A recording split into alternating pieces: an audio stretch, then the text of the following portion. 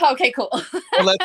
Let's get this started, ladies and gentlemen. It's time to start the show.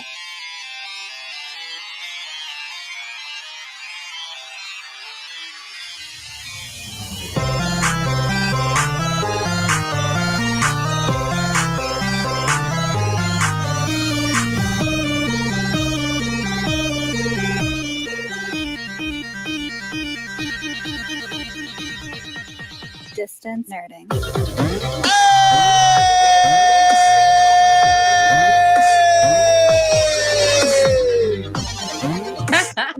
Well, ladies and gentlemen. Oh my gosh. So sorry. Ladies and gentlemen. Let's get this going. Ladies and gentlemen, it is Tuesday. I'm already messing everything up. He's just excited because it's okay. It's Taco Tuesday. You know what that means. You are now watching and listening and experiencing Distance Nerding. Part of the Comic Con radio podcast family. He's got zombie abs of steel. It's Ash from the Comix Podcast. It would have to be zombie abs because they're non-existent, so they're dead. It's your line, Ash. It's your line. Yeah, right. It is your line. Look at the intro. She's looking for America's ass. It's Frey. Oh shit. He's the dog pool to our Wolverine. It's young Phil. And we're here, the nerd. Together. If we can do anything together. Yeah, eventually. We'll be able to do this together. We'll work on it. It's okay. Absolutely. We're talking anything pop culture, news, movies, music, food, wrestling, comics, whatever you're nerding out on, we want to talk about it. Now, ladies and gentlemen, you can follow us on Instagram, Facebook, Twitter, Twitch, Threads, YouTube, Discord, TikTok, all at Distance Nerding. And of course, if you would like us to send an email and or if you'd like to send us an email, just to send you an email back. I mean, I will reply. I'm not the only person with an AOL. Yes. Yes. Say Wong sent us an email a long time ago, and the email just said, "Is this a real email address?" And I was like, "Yes, it is." Of course, you can email us at I have something on my eyelashes, and it is just bothering me.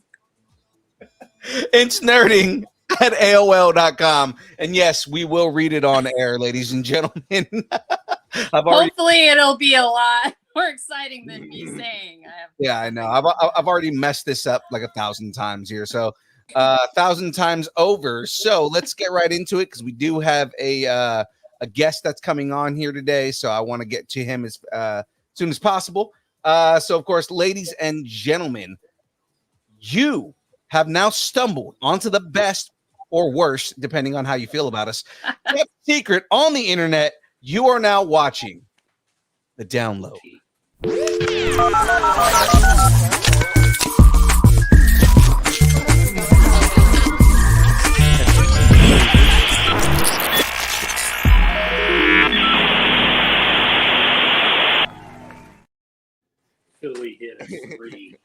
That's right, ladies and gentlemen. It is download time. So let's hop right into this. This week on deck, we've got the Geek End update. And there's nothing there for me to say, but I assume we're having Dave on to talk about Beaver State Comic Con. We are. There's a lot of from here right now. Sound like you got a loose wire right now, like seriously. Yeah. Lights, camera, reaction actually is being moved to the end of the show, but we've got a couple trailers for you guys here this week that we're going to react on. Of course, starting rumors. Is it better? Ooh, no. Yes, no. No. No. Absolutely not. Yeah. Okay. The rumors that we got going on this week are MCU and Deadpool related. I'm not writing any jokes today. And of course, ending everything with the download. Yeah. I'm sorry. we didn't write our intros and stuff like that like we normally do. So let's just jump right into all this. I'm very punny. So when I read the download, I want you to, it's just a suggestion. It would be funny if you put on the download. On the download. Is this better? Can No. can you hear me better? No? No. It's like a rotary phone kind of thing. Oh gosh. Okay, yeah, let me leave and come back. No. I'll be right back. These are not the droids you're looking for. No, it definitely sounds like the like it is kind of like Star Wars. It sounds like a hollow projector. Yeah, oh my God, yes. Help me, Obi-Wan Kenobi. You're my only hope. Right. She's on a hollow projector. All right, so ladies and gentlemen, let's jump right into this. I'm back now. Is that better? Yes, you sound way better. Okay. All right. So, ladies and gentlemen, let's jump into some shout outs because it is time for some nerd appreciation shout outs. But first, let me get a shout out. Oh. Shout out to Dubby. Oh, yeah, that's right. Dubby. Dubby is a brand of energy drinks created to help focus, concentration, reaction time with no jitters or crash. Dubby contains no maltodextrin, no sugar, no fillers, no artificial colors or dyes. And, you know, for those that it matters to, it's keto friendly. So, guys, Dubby contains Neurofactor. It's a neurotropic derived from the coffee fruit. Neurofactor helps give your brain focus and clarity, while the 150 milligrams of caffeine and 3 essential B vitamins help you stay alert and energized. Guys, find out more about Dubby at www.dubby.gg. Use the code nerding10 like you see on the screen. Get 10% off your order. The deliciousness that Frey did not get to try while she was at Gem State. no, I'll have to try it next time. Yeah. Next show you'll be able to try that, right? Yeah, who knows what it'll do to me. It'll probably put you over the edge. I'll be like vibrating out of brain. Absolutely will. It's going to be kind of scary. All right, so ladies and gentlemen, let's jump into this Geek End update.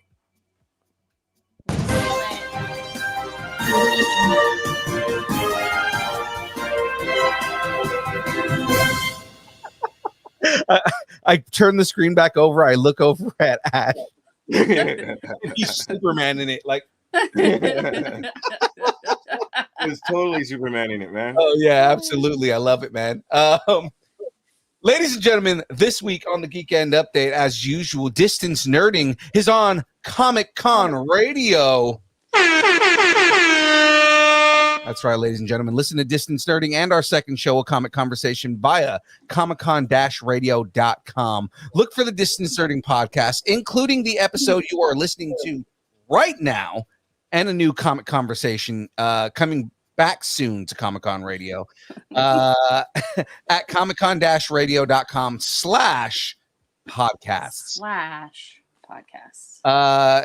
Comics is a former podcast on Comic-Con Radio, but we're still a part of it, so we still promote. Yep. We're still a family.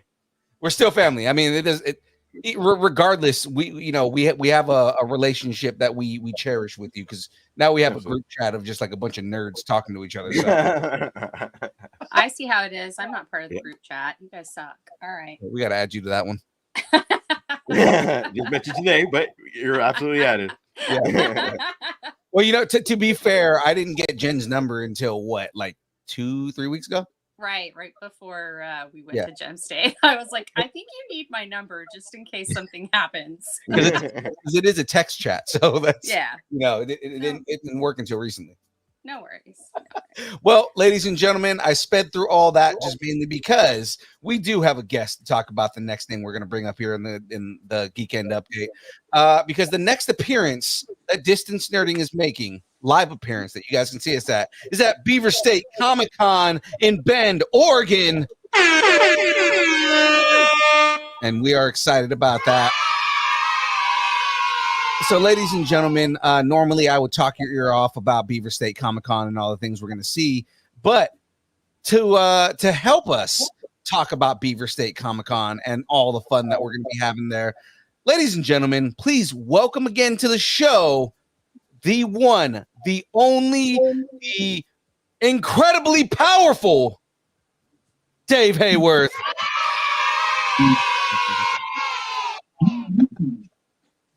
Oh, we lost him. Like as soon as we That as was soon awesome. as you did that. He's like, "Hey, I'm on screen." Oh, There here he he goes. is.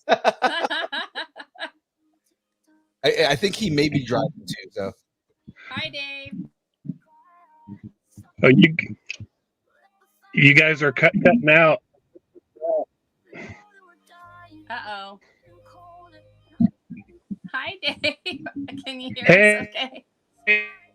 Hey, you guys keep cutting out on me. you're cutting out on us too. I think it just might Yeah. be. Oh, there you go. Are you guys good? We get you sporadically. Yeah, we got you. Yeah. Oh. Let me get on the computer. Okay. Well, while Dave's doing that, let's kind of do some highlights here. So May 11th, 2024 in Bend, Oregon, over at the Deschutes County Fair and Expo Center is going to be Beaver State Comic Con for the first year that they're putting this one on. It's a brand new con over in Bend, Oregon. We've got a couple of guests that are going to be there. The Empress from Neverending Story herself, Tammy Stronach, is going to be there. Gigi Edgley from Farscape, Spencer Wilding from all kinds of stuff, and the dude is hilarious. You got to check him out. Game of Thrones, Star Wars. He played Vader in Rogue One. He also was in Dungeons and Dragons, Honor Among Thieves. He played Gorg. Yes, that's right. And then, of course, Lizzie Freeman from JoJo's Bizarre Adventure, Genshin Impact, and just so much more going on. Beaver State Comic Con is going to be a great time. We're going to have a lot of fun. Again, Dave is going to give us a little more on what's happening with that, just mainly because, I mean, he's the con promoter, right? he kind of runs the thing, so Yeah. But and it should be a really good time. It should be an awesome time because it's Bend, Oregon, so it's not going to be like overly hot. And you get to see a lot of celebrities. There's going to be people that sell the comic books, that have the tchotchkes, that have all sorts of stuff. I bet we're going to see some really good cosplay. It's going to be amazing. And then this is all I can do to stretch. So it's going to be great. We've already met Gigi Edgley and Spencer Wilding, and they were great when we met them at Gem State Comic Con. Lizzie Freeman's going to be a new one for us. Tammy Stronach is going to be a new one for us. I'm actually kind of excited to meet Tammy because I love Neverending Story. It's probably one of my favorite movies. So I mean, yeah. Did you have a crush on her? I mean, given that when that movie came out, she was like 13, 14 or something like that. Yeah. And by the time I was watching that movie, she was probably like slightly older than me. So that's not an answer. Yeah, he's making it okay so he doesn't come off like P. Diddy. I don't want to Diddy this at all. Exactly. Yes, I had a crush. I had a crush get on you. her the same way that I had a crush on Topanga. Okay. Ah. Well, you know what? It's okay when you're younger to have crushes on people that are younger. Like you Exactly. can, if you're like, it's okay. It's when you're like your age now and having crushes on like Topanga when she was that age. That's not okay. That's just creepy. It is. And you saying Diddy so much, that's a little weird too. So.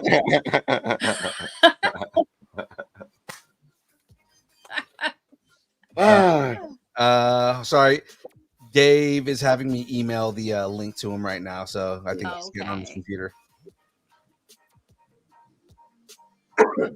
No worries on that. So while we're waiting on Dave, do we have anything else that I can? Well, not really. We're going right into the news. I got a good stretch. Yeah. Man, go. For Let's do it. Who was your first crush as far as movies, TV? Oh God. So I just mentioned Topanga Lawrence, but before Topanga, it was Winnie Cooper. Yeah. That, Yeah. Yeah. Winnie Cooper for sure. Was one of my crushes. She's like probably the first person I can remember that I had like a massive crush on. And it's funny because basically it's his older brother's on-screen girlfriend. Remember, between those two shows, Wonder Years and Boy Meets World, they were brothers. That's true. That's true.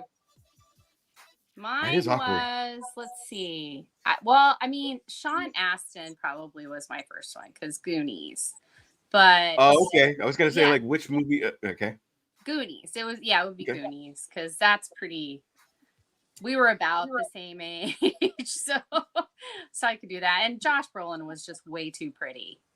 Like he was just too pretty. You know what's crazy? When he did the Halloween thing with his wife and he did it back. Yeah. Like, it's like you look the exact same, but the exact same. Yeah, Josh Brolin is basically still too pretty.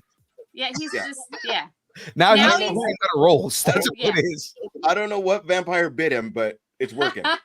Same with that big Keanu Reeves. Yeah, exactly. Exactly.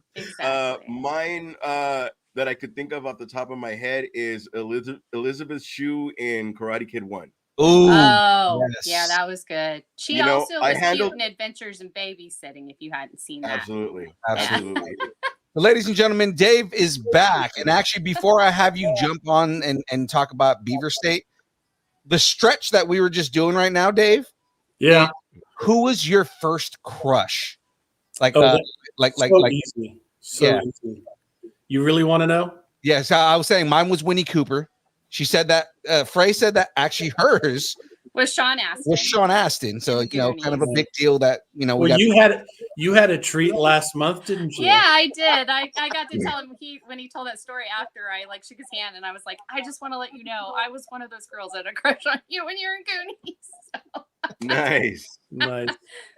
Yeah, if I met my first crush, it would probably be like a North Park episode. You know what I mean? So I'd be just too excited.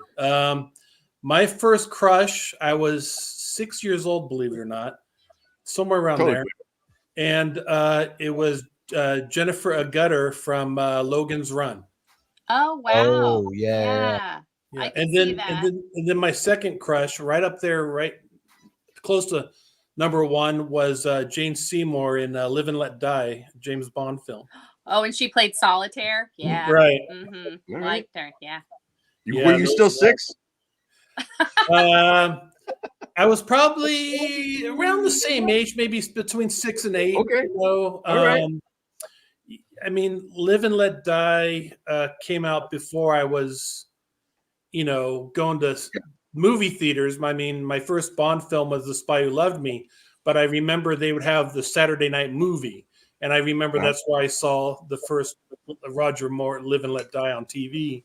And Jennifer Agutter was the same type of thing. You have that Thursday night movie on ABC or something, and they were showing Logan's Run, and then when I got older, Jennifer Agutter was in a American Werewolf in London. Yeah. And she played the nurse, and that's I think those two women really kind of developed my mind of the type of girl I was looking for pretty much my whole life. Your first crushes always do an imprint on you. You know what I mean? Yeah. Okay. So, you know who else is in that list for me is Phoebe Cates. Oh yeah. Was it Gremlins, Fast Times. at Ridgemont High. Yeah. Yeah. Yeah. And she married Kevin Kline and retired from acting. Mhm. Yeah. Oh, That's right. what was the other one that she was in that was like a big impact when I was a kid? Drop Dead Fred. Drop Oh, Dead Fred. yeah, You took it right. yeah. Cobwebs. With Rick Mayer, right? Yeah. From the British TV show The Young Ones. Right. Yeah, Yeah. absolutely. Yeah. You know your stuff, Dave. I try to know my stuff. So speaking of knowing your stuff, Yeah. let's talk about your stuff. Let's talk about Beaver Well, State Comic Con. I was like, let's talk about Beaver State Comic Con. If you want to Yeah. talk That's a good about your shit. stuff, Talk about my stuff. Yeah. No, you know what? I'm really happy personally with Beaver State Comic Con because they may surpass advanced tickets for family packs for even surpass Gem State's first year. So I'm really Wow. excited about it. that's awesome. Yeah, and I think for a first year event, it's amazing, and the people are coming out for it, and they're buying advanced tickets, and it's hard to get a sense of the buzz out there, because you don't live in Bend, but I can feel it already. So it's going to be very exciting. It's going to be a lot of fun, and for you guys, you're touching a whole new fan base. Right. So. Phrasing, but yeah. I can't That's make funny. this one. I That's won't be able funny. to make this one, but I'm gonna try and get to another one. You but should it's make just- more of them. I have to tell you, and not to make Phil jealous or anything. He But, likes you more than he likes me. but no, I was watching as much as I could of the Sean Astin interview, and it was you did amazing, and Oh, I thank you. mean it was really really good. The questions were great. Sean, at the end of the day, he said he had a good time at your panel, and Good, he good. and he enjoyed himself. Good. And nothing but compliments from Sean about you guys. That's Awesome. great.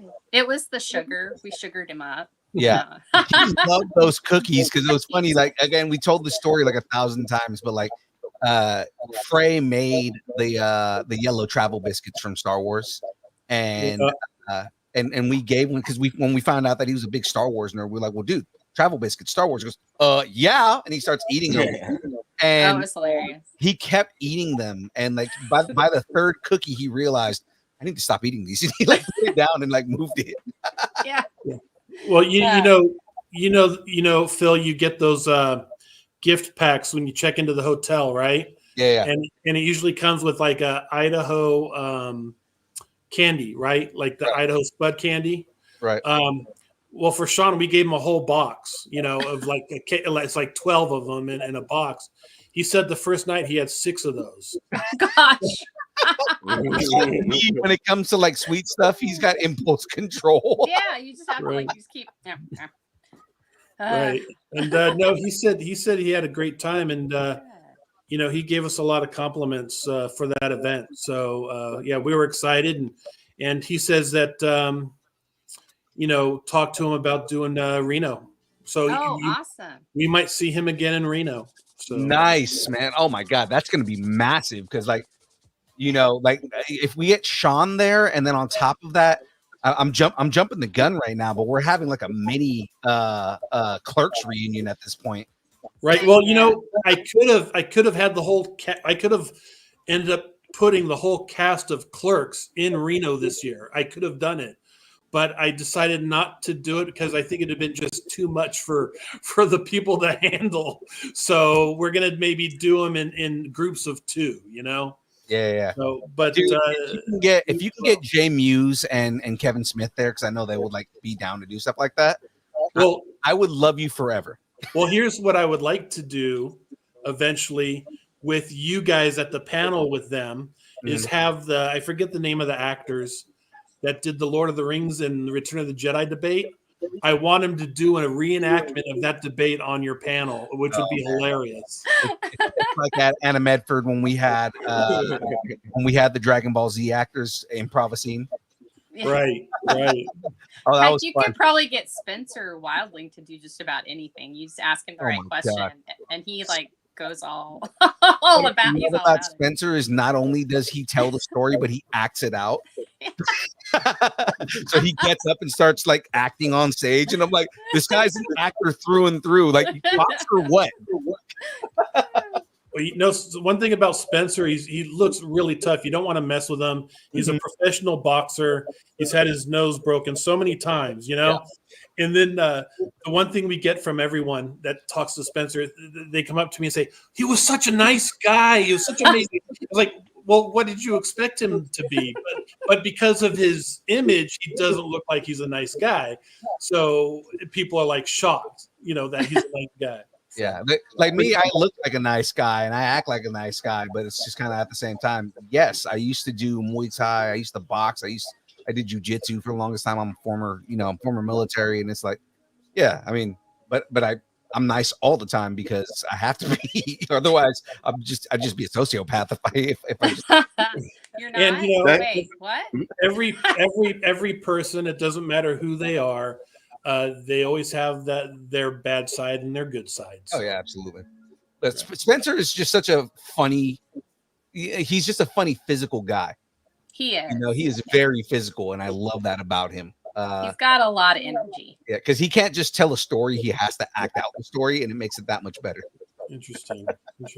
he was good. He was. Well, I apologize for earlier, though. I mean, I was at Cracker Barrel having dinner, and I had to rush to get on.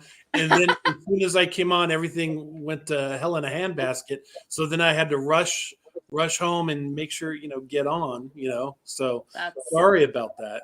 No worries, man. So then next Tuesday is episode 1, and I got tickets for that on the big screen. So yeah, they're putting all the movies back in theaters, so it's pretty awesome. That is awesome. Yeah. That is going to be. I have a amazing. question. Yes. Did you guys have a phase where you hated the prequels and now they're okay?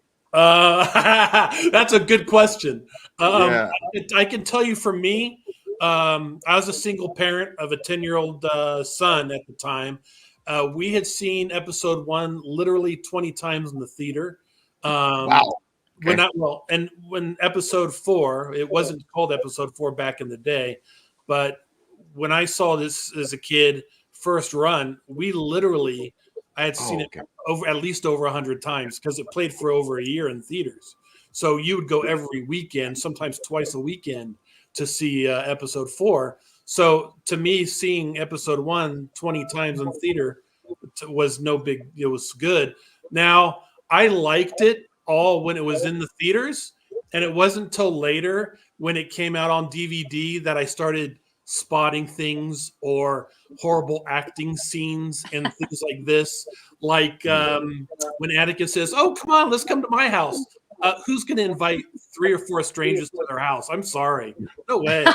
I mean, just especially a guy with a lightsaber. Are you kidding me? The scene I can't do is, "Oh, Mom, I just can't do it." And I was like, oh, no. But there was a lot of hate, but now that it's coming back to theaters, I feel like a lot of, hey, it's coming back to theaters. Like, right? Do you remember when we all hated it? But we're cool now, right? Well, you know what it is. Yeah. The last 3 films were so bad it made the prequels look like classics. So I mean, they're horrible. A lot of it, though, too, where like a lot of people don't kind of like put 2 and 2 together is all of the media that they've put out since then that give context to those movies makes them better. So the whole thing is Dave Filoni and all the work that he did to contextualize everything going on in the background and the Clone Wars themselves and kind of like all the politics in the background and everything like that, and making things make more sense. Those movies aren't as bad when you have all the things that Filoni has put in place to going with it. Yeah. Right. Even people even like hate they hate episode 2 less, which was like the worst of the 3. So it's like, like there's a lot of that going on. And I feel like as much as everybody hates the sequels, once Filoni starts adding context to everything, I think people will hate those less too. Yeah, okay, too. I Oh, mean, sorry, go ahead. it's retconning, but it's not like It is. But it's also, I think, adding more layers to it. I think the Right. Clone Wars added so much to the prequels that it's like once you see the Clone Wars and you watch episodes 1, 2, and 3 again, you have like there's so much more. You're like, oh wait, oh this totally makes sense now. Right. So Well, maybe I'm with just two- rationalizing. Sorry, go ahead. Go ahead. No, you go ahead. No, Go ahead. Go ahead. no, I Dave. was just gonna say when those sequels came out, I stayed away from all trailers, all reviews, everything. Really? I just wanted just to see it as my own opinion as seeing it. Mhm. And Yeah. when Princess Leia was blown out of the spaceship and flew back in, it was just a normal reaction. But I was laughing my ass off hilariously, and people were looking at me like, man, he's a little crazy. But to me, it was one of the funniest things I had ever seen. Mhm. And I have to say, if it would have been better for the character of Ben to kill his own mother and kill his own father, it had been his evil would have been deeper. You know what I mean? And Yeah. I think they kind of blew that opportunity. But I mean, I just laughed my ass off on that scene. Yeah. Not to go like too far into it, but like the issue, one of the biggest issues with the sequels is a lot of studio intervention, and Yes. there was a lot of studio intervention in like, oh, well, we should do this, and no, this is what's going to make money. And it's like, well, obviously I get it, you guys know how to make money, but you don't know how to make money, right? Because the whole thing is like, if you would have done what the fans wanted, you would have made money. And I think they're starting to learn that slowly, mainly because Marvel, for the most part, they're letting them do what they want. And as much as everybody hates on Marvel right now for Phase 4, it actually does have some of the highest ratings of any phase in Marvel history. So with that, and then also letting Filoni run Star Wars, letting letting creators who love the projects work on that stuff. I think, and this is not Disney, but I think that the whole situation going on with Fallout right now, and the fact that they like literally made something that is in that universe and let game writers write the show, and it's a massive success. I think they're finally starting to figure out, let people who love the properties make the properties, and studios get the hell out of the way. Yep. Go ahead. I think you're right, but also being that that's the new creative thing, if they come out with Doom or something else, it's gonna be like a Fallout ripoff. You know what I mean? Like, hey, that worked for them. Let's do that. Yeah. Right. And they screw over everything. Yeah, I like this guy, Phil. He needs to be on the show more. I like him. I agree with everything he says. my opposite end on this is, if you guys watch the Halo show, it's like I watched it just to be able to like watch it and give it a chance, but the Halo show doesn't do it for me. They do not understand the lore. They keep changing things in the lore to make to fit their story, rather than telling things that fit within the context of the lore that's there. And that pisses me off about that property. You know what I mean? Do you remember, when the Mandalorian took off his helmet, we were all, they could have had the same thing with Halo, and they just didn't do it. Yeah, he's out of the armor, and he has no helmet on the whole time. And it's like, Master Chief doesn't take off his helmet. He's Dread.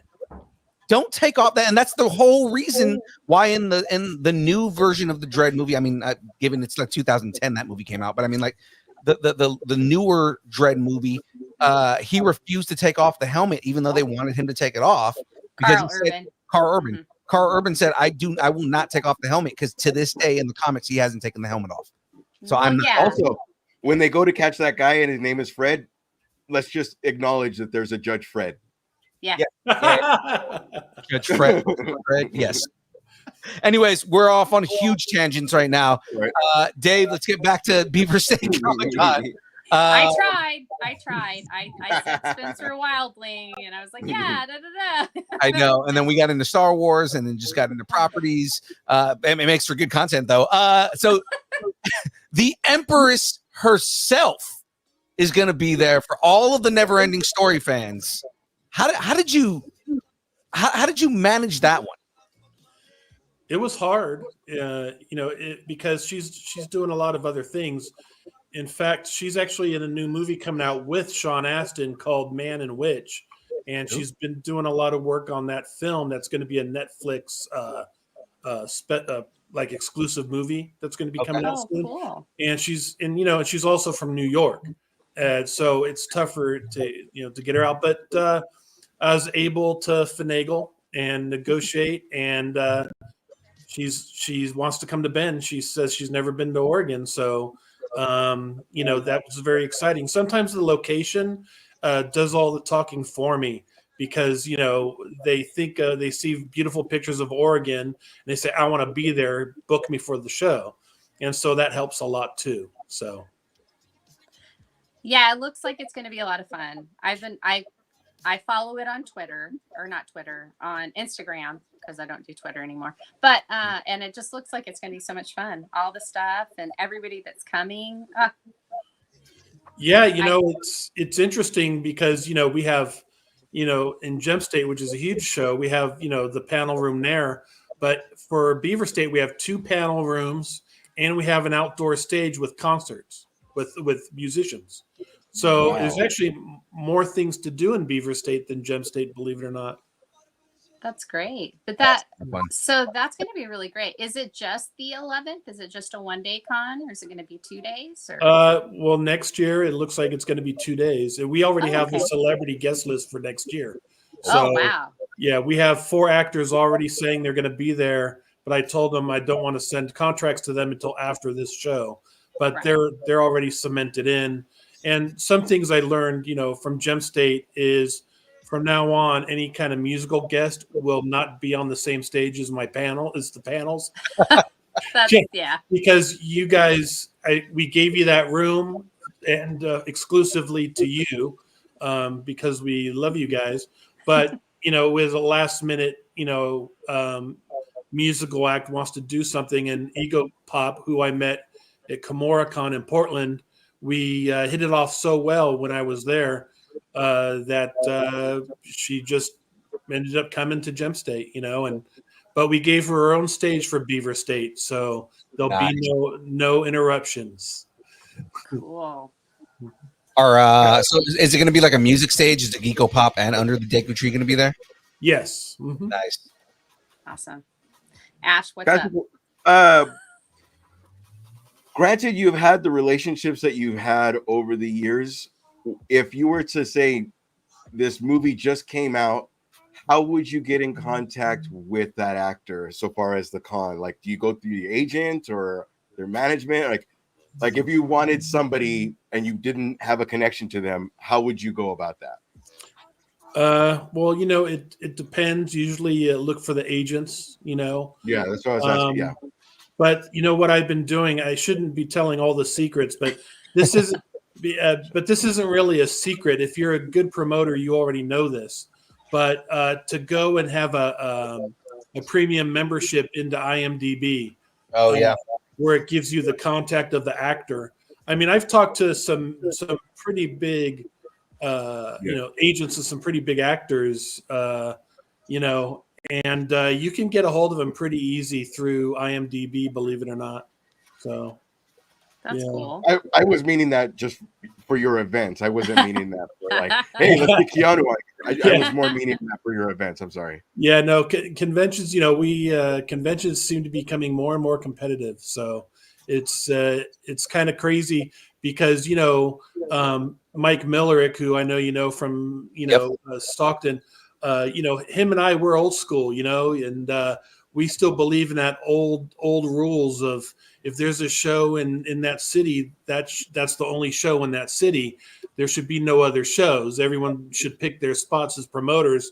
But, the new kids on the block trying to do shows, you have a successful show. The next year, there's 4 other shows in the same city because they go to a show like in Stockton and they're like, oh, I can do this. And next thing you know, there's 4 shows in Stockton. And they're not as good as Mike's show, and there's 65 tables, no guests, and it's crap. So, it's just kind of interesting situation how it is. I can do a whole show just what goes on behind the scenes, between shows and mistakes that are made and things that, and things that are good, to do. But we make mistakes every show. I just mentioned one earlier about having a musical guest share with a podcast. That's a mistake. That won't be happening again.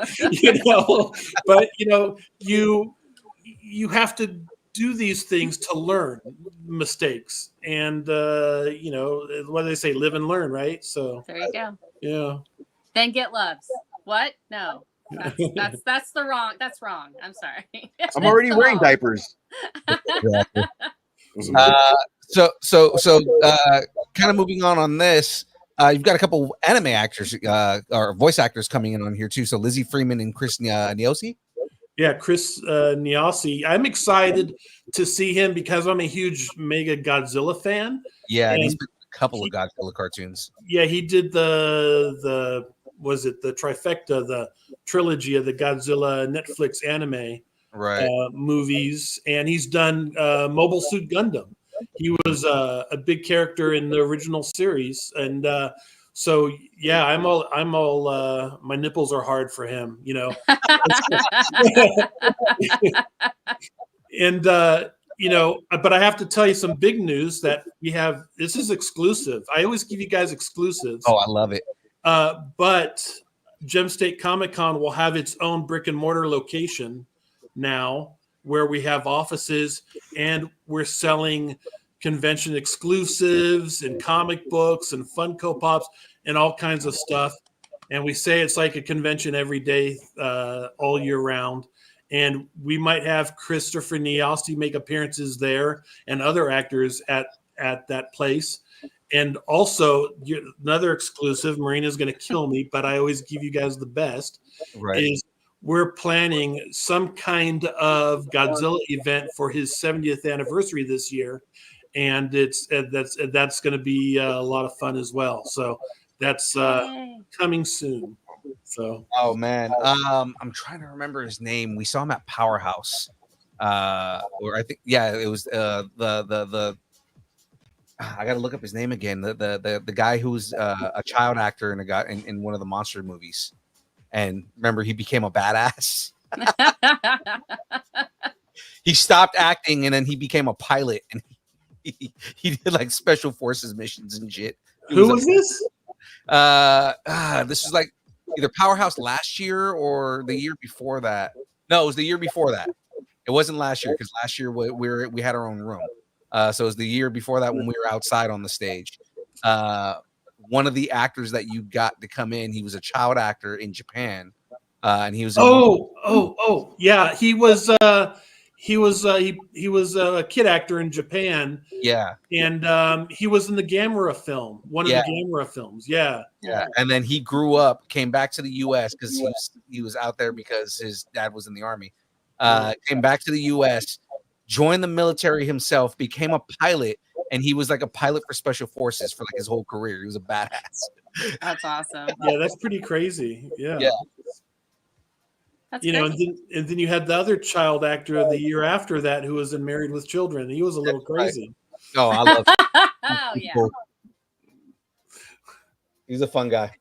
Oh, yeah. He's a fun guy for sure. Oh man, and then of course rounding up the guests, Gigi Edgley, who we met at Gem State Comic Con, is going to be there, and she every show, she is a love. I just love her so much. Fun. Well, her and I, we have a special. We've known each other even like 20 years ago. We knew each other before I was even involved in shows, and we see each other every once in a while in LA. And last year we saw each other in LA, and I said, you know what? Why don't you just come to one of the events? And she goes, how about if I come to all of them?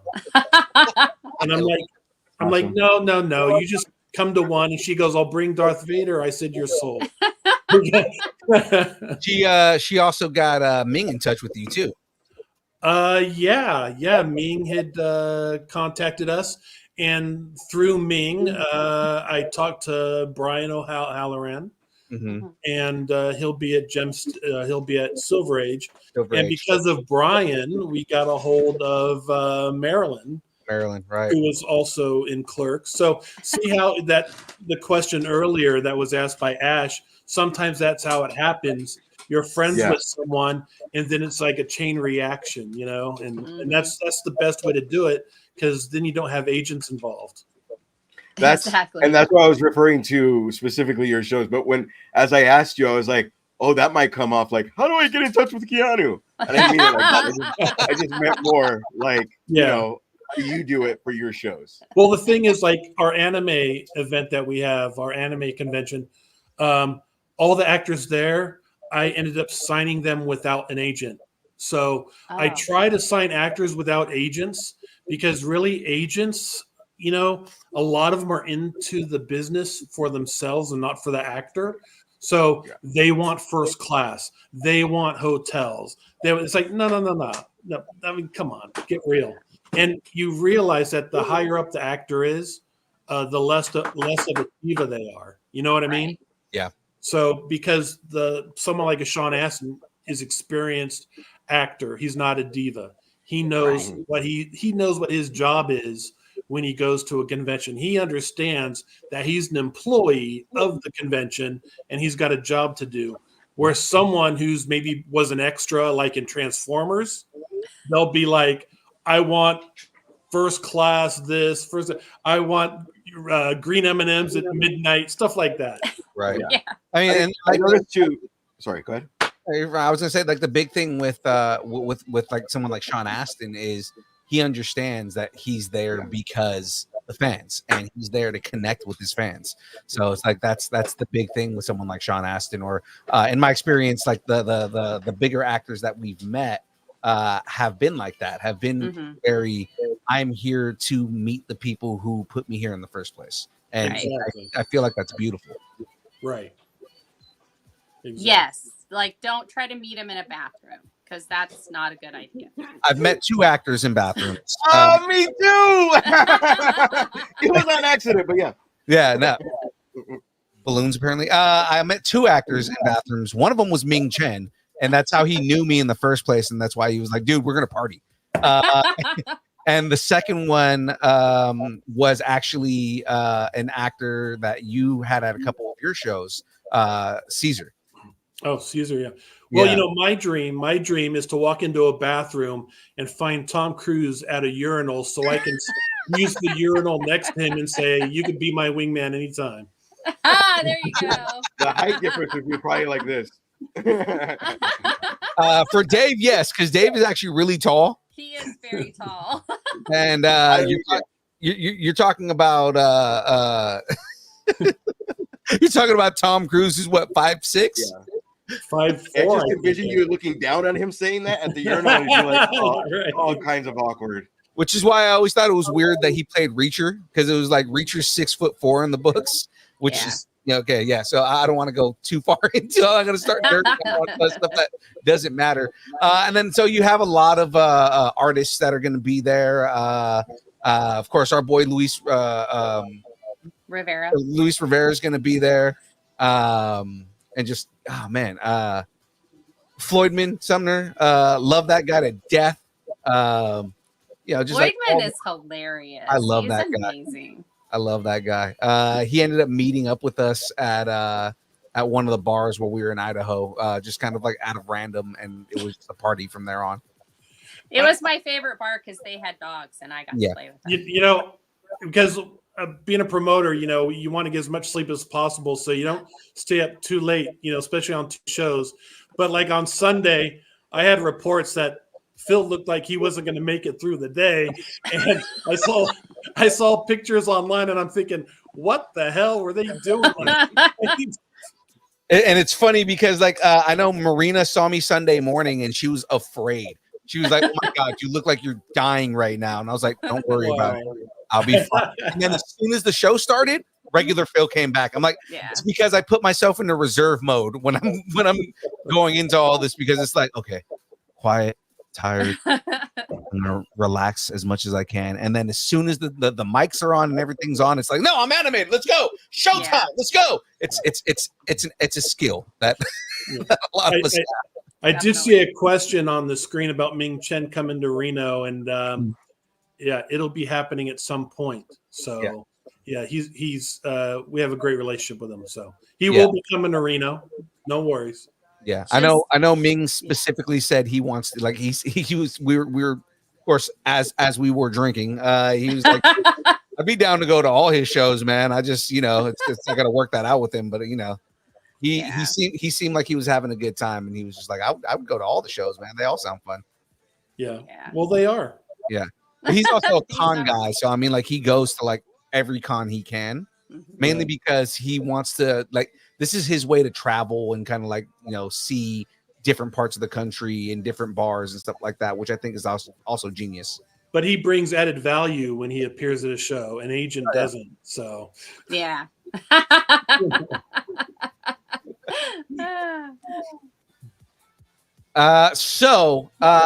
Any other big kind of like news coming out of Beaver State you want to give us before we start moving on to the rest of the show?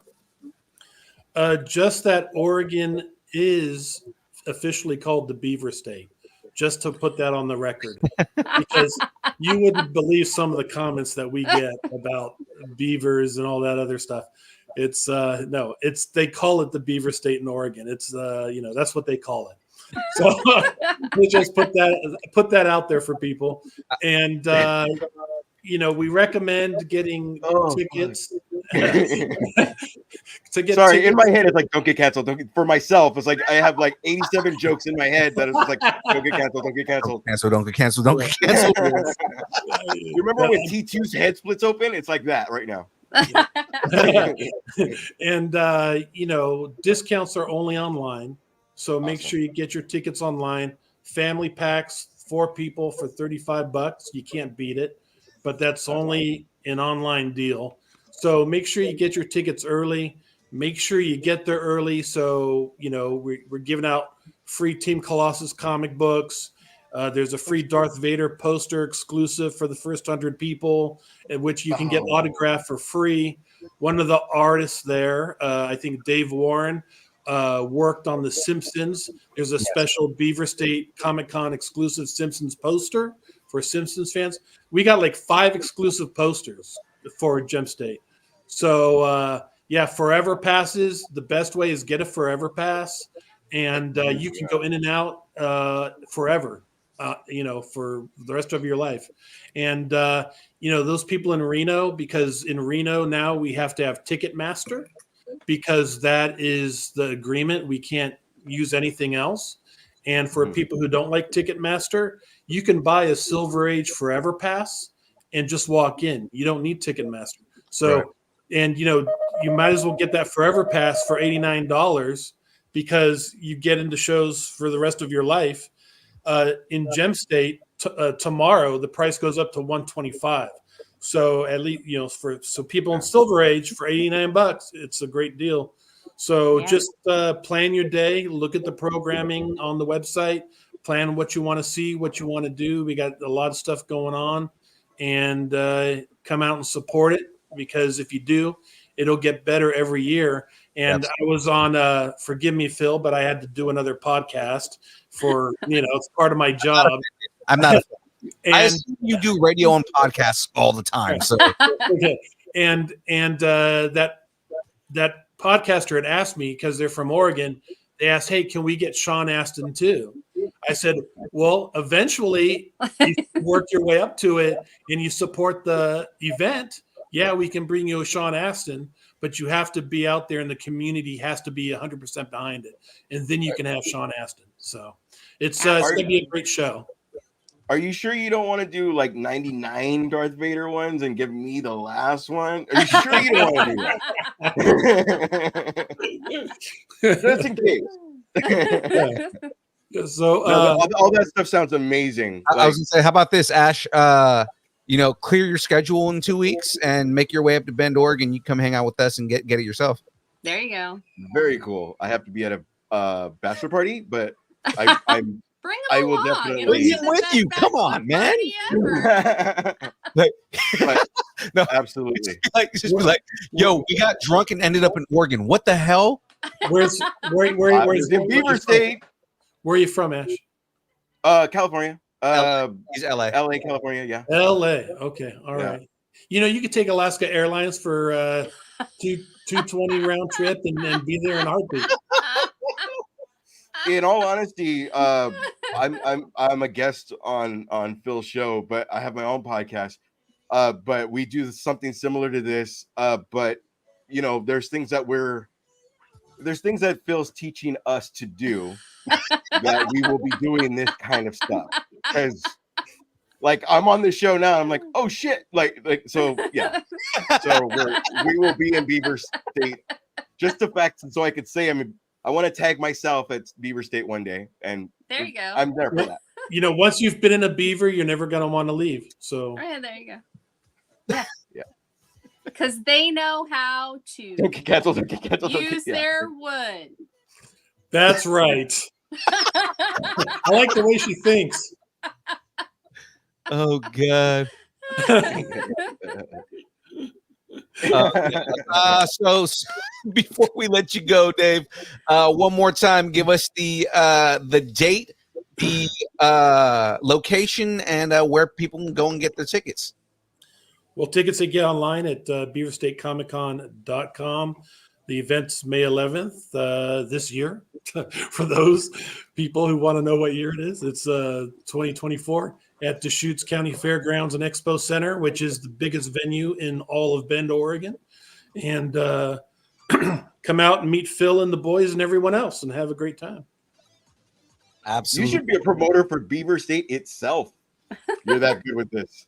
I should. Well, you know, Gem State now, when people Gem State, you know, they called Idaho Gem State, but now the convention's been going on its 6th year, coming up next year. So now when people say Gem State, they think of the convention. They don't think of the actual state. That's So, which is good. Yeah, absolutely. So, it's like Q-tip. You know, you buy a cotton swab that's not a Q-tip, but you still call it a Q-tip. Exactly. It's name recognition. Yeah, you might buy a Pepsi, but you still call it a Coke. You know what I mean? It's the same type of thing. That's that's the pinnacle that any business wants to get to. So It's funny you said Q-tip, and I know everybody always thinks of like the cotton swabs. I thought of the rapper. I course thought you of that did. too. is it a rapper called Q-tip? Yeah, I never there's knew a that. rapper called Q-tip, and believe it or not, he's from the 80s, No. What? mostly the 90s. But I mean, What? I listened to a lot of rap in the 80s. vibrant thing. He was a part of Tribe Called Quest. Tribe Called Quest. I think. Oh, Yeah. Tribe Called Quest. Okay, now He was one of the main rappers on Tribe. Yeah. Well, I was listening to Public Enemy, Run DMC, you know, Beastie Boys, you know, the good stuff, Absolutely. Def Jam. This is all the good Oh yeah, stuff. Beastie Boys all the way. Yeah. So Can I ask one last question that's off the rails? yes. Okay. In the Kenobi, you saw the Kenobi season? Yeah, I saw it on Vader- DVD. Vader versus Kenobi. Yeah. When you see that kind of godlike fight, because a lot of people choose Empire, and I like Return because it was as of then it was like a fully realized Jedi versus Vader. But when I saw Kenobi versus Vader, I was like, now I want Return to have looked like that. Do you know what I mean? Like Vader got jacked up. I want that. What are your thoughts on throw that out there because I wouldn't call Luke at that point a fully realized Jedi. Only Okay, because- listen, we're not going to go down this road. No, because only I because- also like Return as well. It is No, my I'm favorite. not going on that. I'm Fictional. saying what I'm saying is Luke didn't have the type of combat training that someone like Obi-Wan had. That's You know, true. Luke didn't have people to fight aside from his dad, and they were very slow at that point. Versus Very slow. someone like Obi-Wan, who slow in his old age, but fought an entire war against Sith. Yeah. Well, okay. Well, to me, the best lightsaber duel is the very first one between Obi-Wan and Vader. Why? Because it was my first, and you always remember your first. And it's always closer to the heart. But in regards to every lightsaber scene since that, I would have to say the best one, just because it had a great soundtrack with it. Like if you watch Blade movies, you watch Blade and the action and the techno music, it's a perfect fit, right? It's great. And the same thing with episode 1 with Darth Maul and the music, the Gregorian chant music with the battle scene and Kenobi and Qui-Gon Jinn. You can't beat that. I mean, to me, in my opinion, I just thought that was so good. Just the feel was there, you know? Yeah. Yeah, no, I agree with you, Dave. That's my favorite too. I don't think that was pinnacle. That's twice. Emotional. I'm really not trying to interrupt. I'm just nerding out because it got told to me yesterday that Darth Vader was handling Luke with kid gloves. It's possible. In my head, it was just like, I'm only trying to beat you to get you on our side. Yeah. But somebody had mentioned like, kind of like, I'm not going to kick my kid's ass. You know what I mean? Like, I'm going to take his hand, but I'm not going to ultimately like do anything bad. I've killed enough younglings. Well, I don't need to kill anymore. Vader was on the precipice of switching, the change and the conflict within him, and you can see that. You know, so I understand. I can see that. Yeah. These conversations make me look at the movie a different way, as opposed to like I'm gonna go see episode 1 in the theater, but had you asked me 4 years ago, I would have been like, nah. But but you had one of the coolest entrances. Yeah, but you have to understand, like in the 70s, I was there when it first came out, right? Yeah. So in the 70s, when you were a little kid, you played Star Wars, right? Yeah. And everyone wanted to be Luke, Han Solo. The ugly kid was always Chewbacca. You know what I mean? You always, no one ever wanted to be the Imperials because they were evil. Everyone hated Darth Vader because he was evil.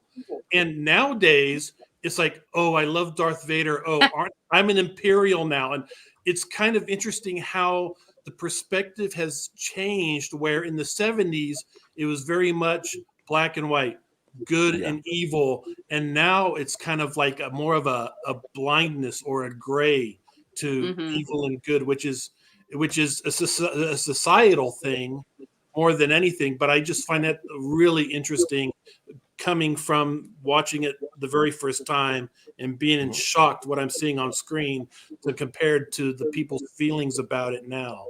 You know what I mean? They was having with Bad Batch, they even have us cheering for the bad guy. So it's not black and white anymore. Yeah. Right. So I find that interesting in a psychological and in a societal differences of times. You know what I mean? So it's interesting. I think we're getting ready for a rebellion comeback. I think we're there. I think we're on that precipice. Because screw that. I don't want to be an Imperial. They don't have nearly as cool outfits as the Jedi do. Well, it depends it depends on who you're talking about, because some of the Sith have the most badass outfits. Beg to differ. Well, okay. Kylo Ren's, what was the name of the group that was with Kylo Ren? Those four. Oh, the Knights of Ren. Yeah. They should have done so much more with those guys. Oh, yeah, no, they should have. I mean, it's like you're missing out on a huge opportunity there. I just couldn't understand that. There was a plan for them, and it got screwed up in the second movie. So, Oh well. Well, Water under the bridge. Well, Rey will show us all and teach us all a lesson in the next series that she does, I guess. Exactly. With her yellow lightsaber, because that's freaking awesome. Hey, I just hope that, because she's got the staff, right? But I hope that she has that, like in the Sith dream that she has when she has the fold out staff. I just hope she has that, because that thing was badass. That was so cool. I would love that. That's like Bastila kind of stuff going on. Oh, that's way cooler than Bastila Shan. Bastila Shan had a cool lightsaber, but that lightsaber was 10 times cooler. Yeah, but I mean, like, that's just the elevated version. That's the next step. Yeah. Mace Windu. I'm sorry. No, Mace Windu. Yeah, absolutely. That's the best lightsaber. That the purple one that has Purple the motherfucker. initials. Yeah. And it's funny because the four lightsabers with Grievous versus Kenobi like blocking with one, like Yeah. how the Yeah. hell does that even happen? Yeah. But okay. It's the Force. It's literally he feels it before it happens. So Yep.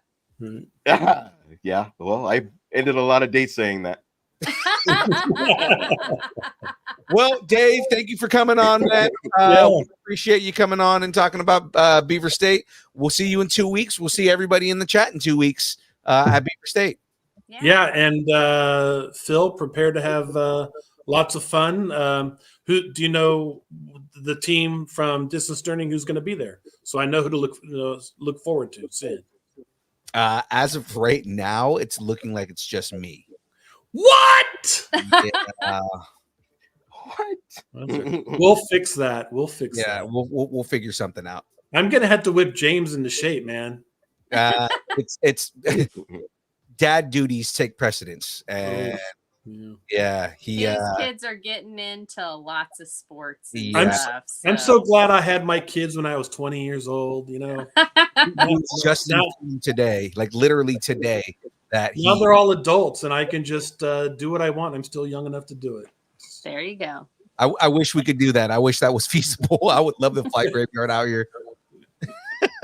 Awesome. All right. Well, we'll see you, Phil, and everyone else. Yes, Mother's Day. Yeah. It's great to meet you, man. Thank you. That's All what right, Ash. Take care. We'll see you guys soon.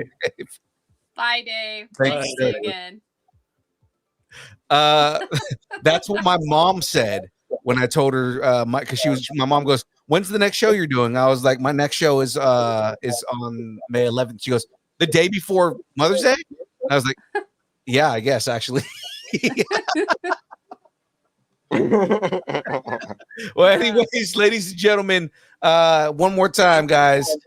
May 11th, 2024 at Deschutes County Fair and Expo Center in Bend, Oregon. Be there or be square, as we used to say back. And you know what? Oh, I Nerd was hoping you were moms, gonna- this would be the best gift for nerd moms. Because nerd moms would love to go to a con. I know, right? Get your nerd mom a ticket, Sandra. There you go. Funny enough, like Sandra Betty in the chat, I'm making like a joke about like get your nerd mom a con, and my mom's name is also Sandra. So. All right, well, ladies and gentlemen, it's time to get into the next portion of the show. We've got rumors for you. So, ladies and gentlemen, it's time to start some rumors. Oh, I guess we're not going to start some rumors. We are going to get into lights, camera, reaction. Oh, I guess we are doing that. Yeah, that's what's next. It says it right there. Quiet. All right. Yay. Time for some lights, camera, reaction. So the first trailer we got up Is Uncanny Valley Mufasa. the way I've been describing this, my real net name is Alexandria. Oh, there you go. The way I've been describing this is they did a straight to DVD movie for the theaters. There you go. Right around Christmas. Right around Christmas. It's like, hey, we're going to do a Mufasa movie that normally would have been on a straight to DVD thing. We're Or gonna, Disney Plus. or Disney Plus, right? And we're going to put it in theaters because money. Money, money, money. Exactly. So let's check this out. Do you guys know anything about Mufasa already ahead of time? That's other than obviously it is the origin story of Mufasa. Well, Yeah. I just know that he died and like hyenas killed him. And yeah, that's about it. No, hyenas didn't kill Mufasa. Was it Wildebeest, right? His brother dropped him into wildebeests. Oh, that was Will. Yeah. Okay, I'm sorry. I was thinking of Scar. hyenas that annoyed me. Hyenas, yeah. Scar.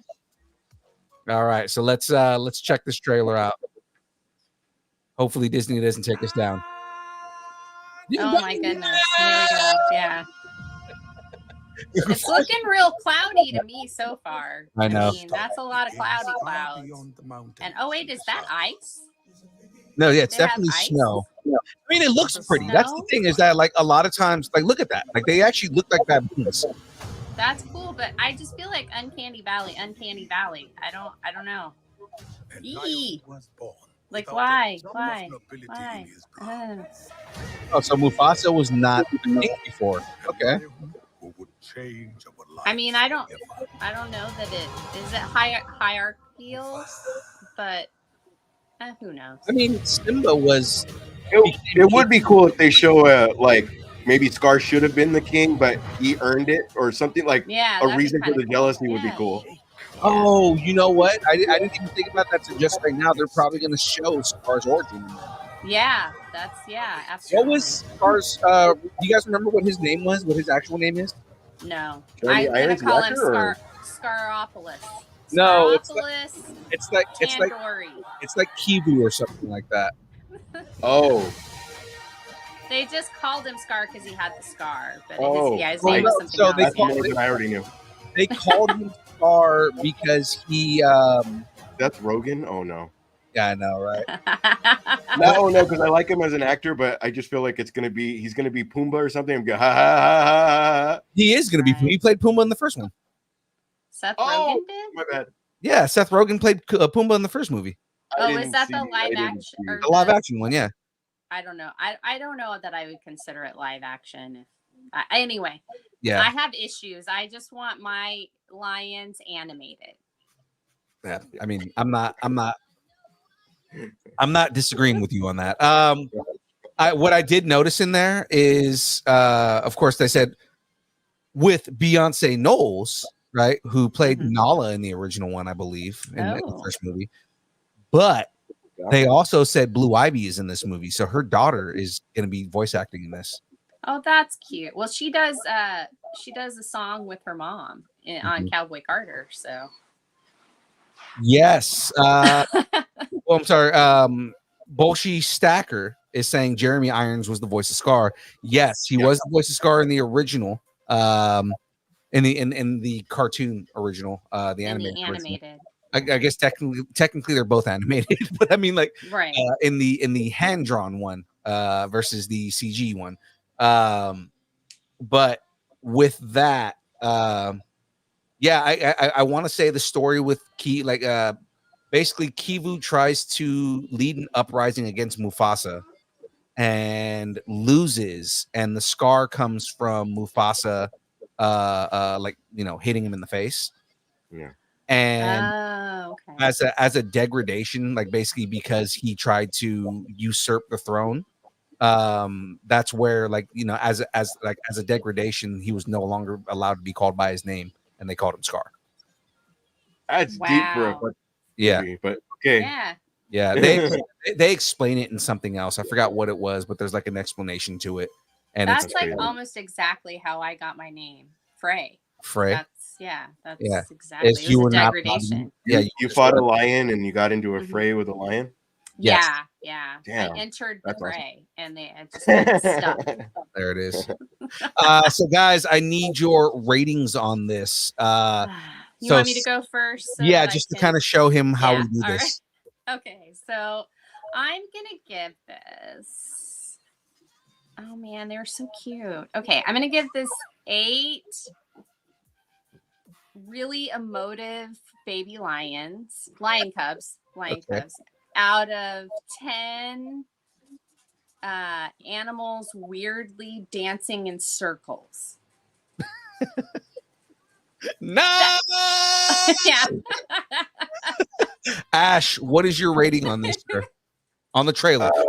And the other thing is this is what is your rating, like, as far as how much does this trailer make you want to watch the property?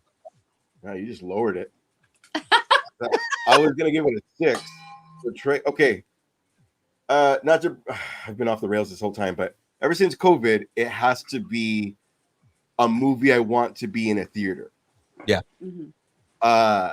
It's no longer kind of like, oh, that's cool, I'll see if I can get somebody to go see it. Like, for right now, like, it's got to be Deadpool, it's got to be Beetlejuice, it's got to be like that level. Right. So far as that movie, because I saw the other one, I'm 6 of wanting to see it. I'm gonna rate it 6. Okay. All right. Like if my goddaughter wants to see it, I'm there in like 2 seconds. But other than that, I have no push to go see it myself. Okay. Okay. I'm gonna give this 7 not Darth Vaders out of 10. Oh, fuck it. You're Oh, yeah, okay. yeah. Okay, I got it. You're I got it. okay. You'll get like we have 2 more trailers. Yeah, so you'll get it. It's okay. You'll get it down. 7 not Darth Vaders out of 10 CG lions that look damn near real. They were really cute. Yeah, those baboons look like freaking baboons. They actually look like monkeys. Yeah. It's pretty. I'm wondering if I that's agree. a young. I'm wondering if that's a young. Can't remember his name. Rafiki, Yes. you follow Rafiki. He show you the way. Robert Guillaume. Oh, Robert Guillaume. Oh yeah, that's why it came out better than Jar Jar. Yeah. Yeah. You know the way. That is a meme that should be all over the internet again because Knuckles just came out. So Ugandan Knuckles, as you look back on it, as shitty and racist as that is, it's still funny as hell. Is it because he That has should be the dreads? theme. I got it. Yeah, it's right. But I mean, do you know the way? Well, at least Tails isn't Tails. So at the very least. Oh man. Okay, so moving on to the next trailer here. I'm a little excited for this one just because I wasn't expecting it. I could already hear the I don't want to watch this at all. TMNT's got a new cartoon Oh, yay! and it's based on Mutant Mayhem. Is that the game? No, Mutant Mayhem is the new CG, like almost the one that almost looked like Spider-Man. Yeah. I'm sorry. Yeah. Okay. That Seth Rogen produced. That was actually amazing. It was actually really good. And this one is based on that world, so it's actually kids playing the turtles. That's right. Yeah. Yeah. And the trailer, I watched this trailer already just because I was trying to find the right one. Because it is a TV trailer, and the original one that I found or that was sent to us was like a Twitter trailer. So I was like, I need to find the actual trailer for this. Yeah. Which I found this. So let's check this out.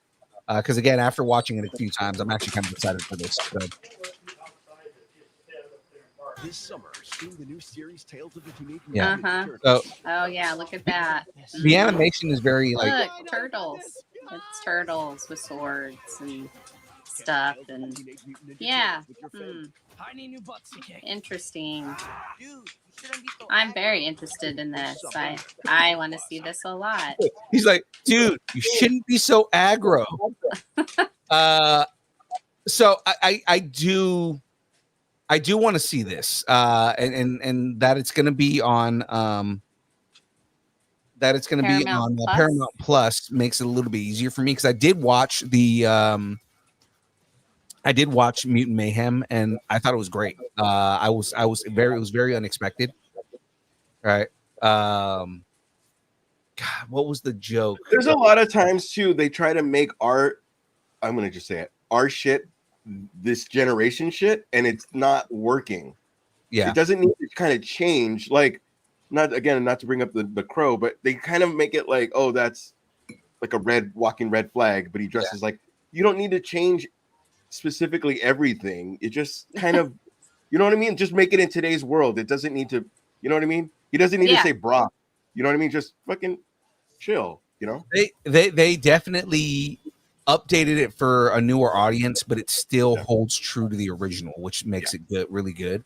I did love the update on Master Splinter because, like, you know, Splinter's always been kind of the he's always been the kind of like centered and Zen-like character, and he's the Mr. Miyagi. He's Mr. Miyagi, right? The way, I mean, he's supposed to be Stick for all my comic book fans out there, right? Yeah. I mean, you know, he is technically supposed to be Stick, which is why they call him Splinter.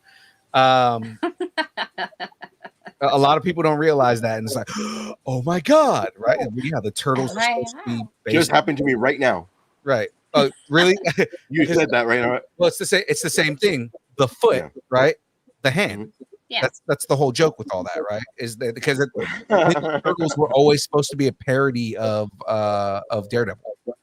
I never knew that. That's Oh awesome. yeah. Laird and Eastman specifically said the turtles are supposed to be the result of the toxic waste that hit Daredevil in the face. Oh, Like yeah. toxic waste that hit him in the face, like went into the sewer and affected the animals, and that's why they become the Ninja Turtles, right?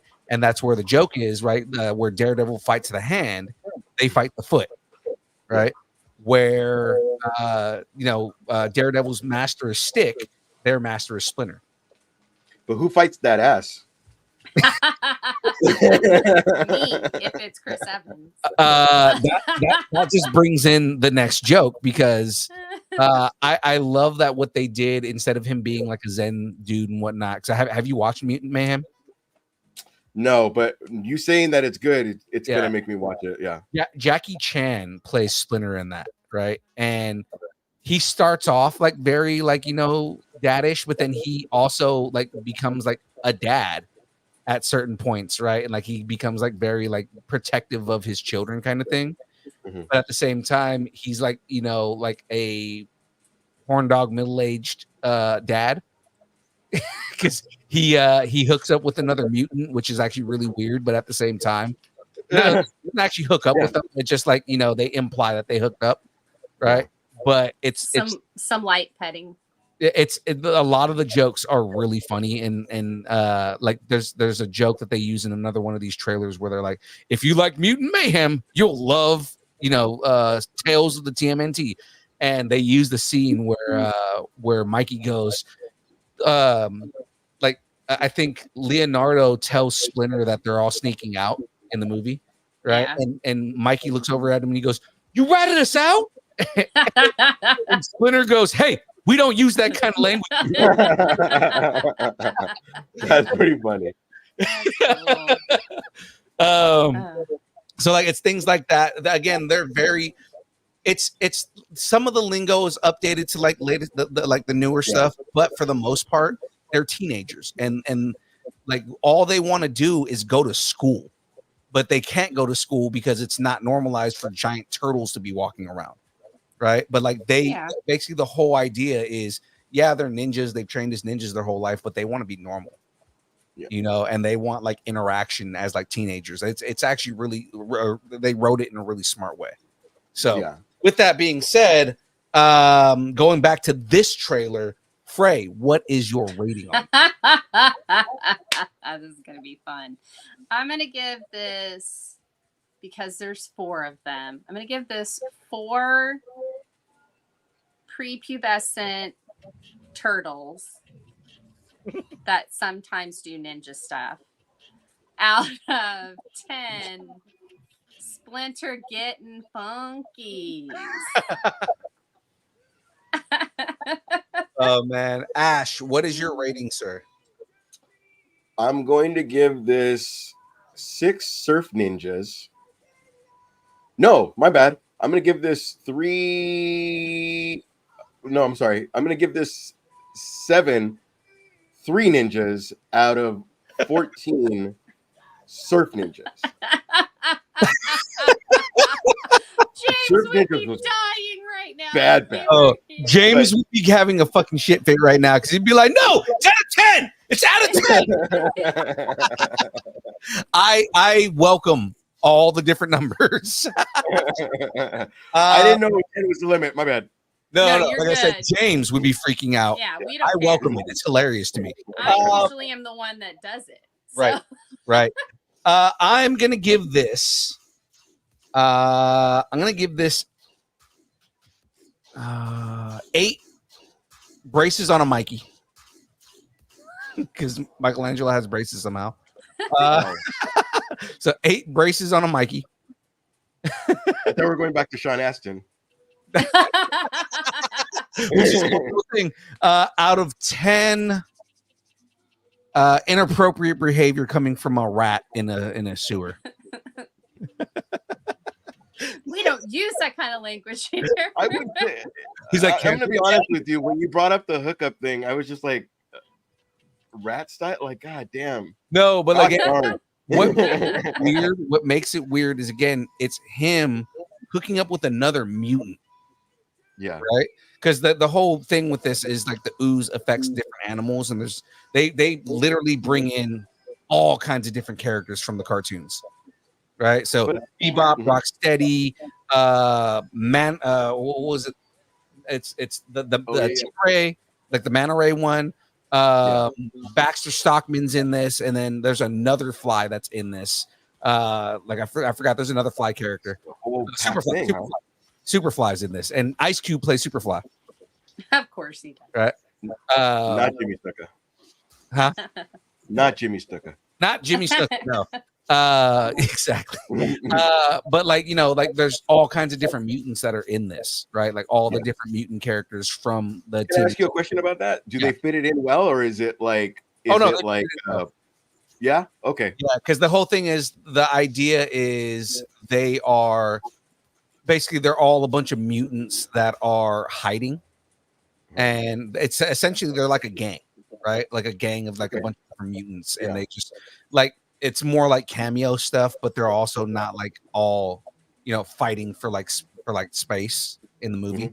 It's really well balanced. Again, Seth Rogen, if you look at anything comic book related that he's done, it's all been great because he understands the comics.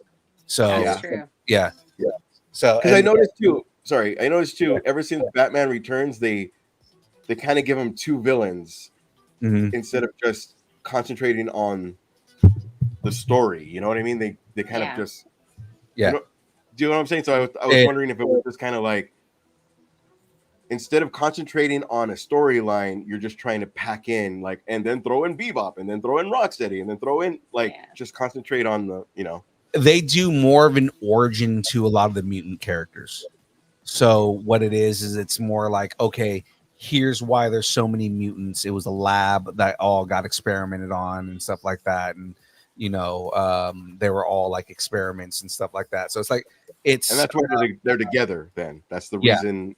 Yeah. They're more like a family, right? Like they're all together, and basically the Turtles come across them, but Superfly also has like intentions to like eradicate everybody, right? So it's just kind of like, you know, and that's he's the Thanos. Yeah, but what's funny is like not funny, but like the way that they tell the story is the rest of them didn't know that Superfly had these plans, but they're also like, oh well, you know, he's family, so we got to back him.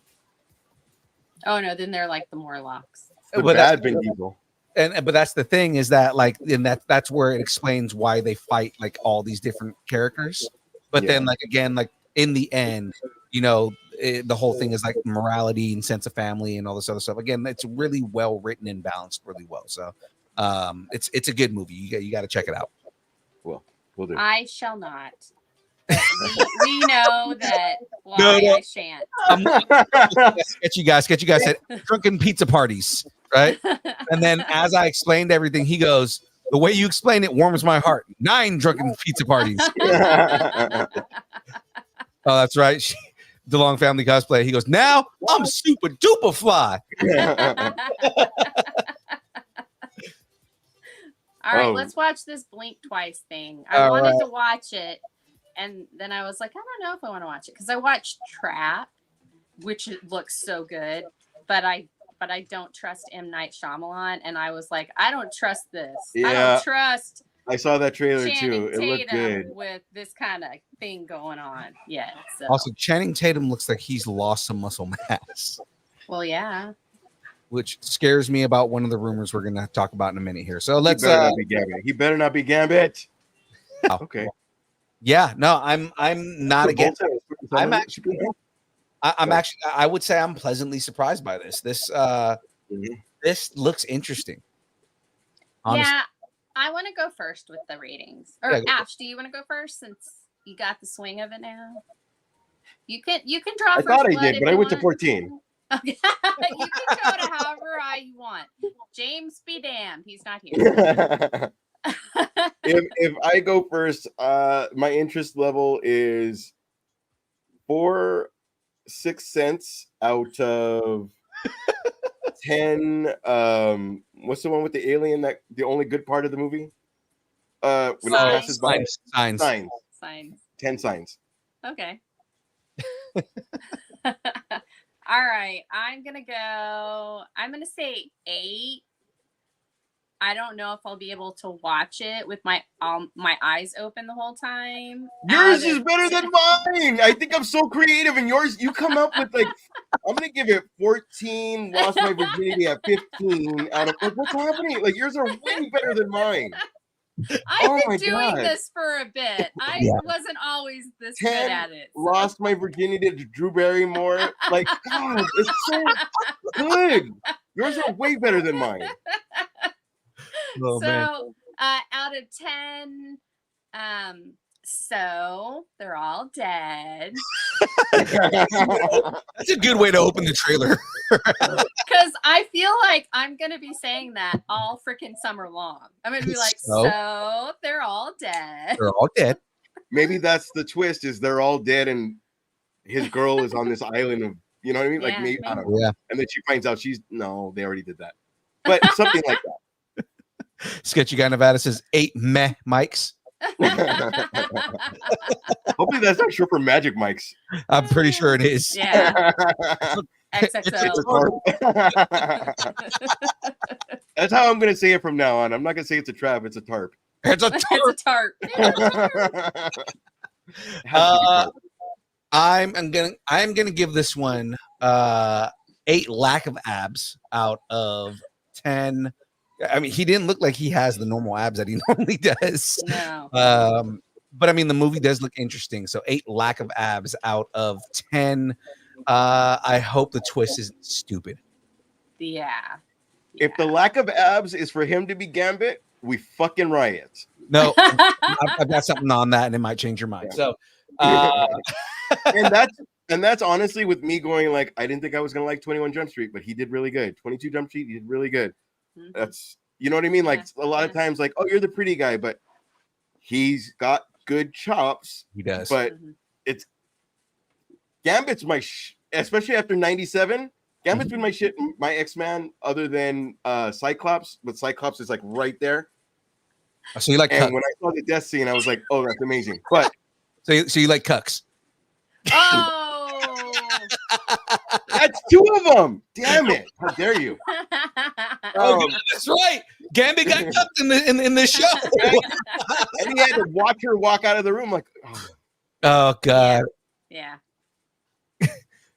Sketchy saying, do they hand out Kleenex at the movie theater when you go into this film? If you mean because you're gonna mess yourself, then probably yes. Yeah. If I offer you popcorn, don't take it. Taking your Dune popcorn thing. Taking your Dune popcorn. Definitely. Dune popcorn. No, in the head pool. Yeah. Have you seen the head pool one that they're coming out with? Oh my gosh, I don't even want to talk about it. It looks disgusting. It's so bad. Oh, it really supposedly the popcorn bucket is actually supposed to be based on head pool in the movie. Oh, that's gonna be cool though. Yeah. I can't wait to see Deadpool in the movie. That's gonna be fun. Yeah. So, but you know what? We should probably get to some rumors because I bet there's some Deadpool in it. Oh, with that, but then okay, so going all the way back, because Dave gave us, I hear it. Dave gave us the segue of the year, right? Yeah. In that he was talking about Blade. Well, first let's start some rumors. Yeah, let's do that. I don't know where to get it.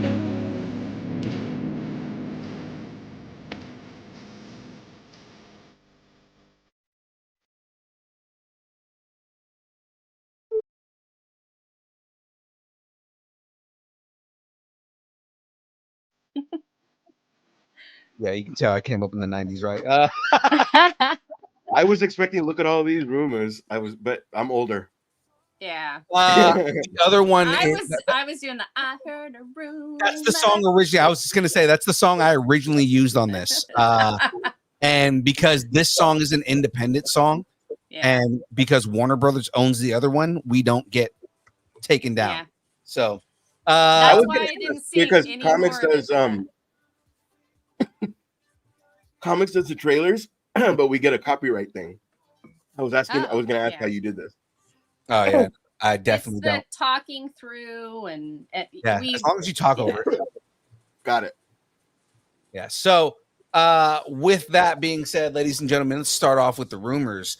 Got a pretty fun one here to start off with. Ladies and gentlemen,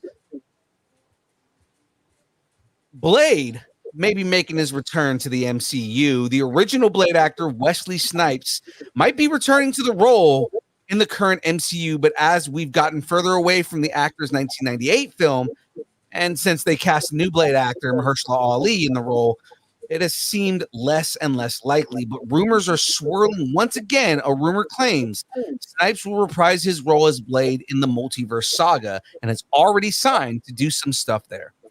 Reports are saying the most likely project for Snipes to appear in would either be Deadpool and the Wolverine or Avengers Secret War. So, tacos on the table. Will we see Snipes back in the trench coat? What do you guys think here? Frey, are your tacos on the table?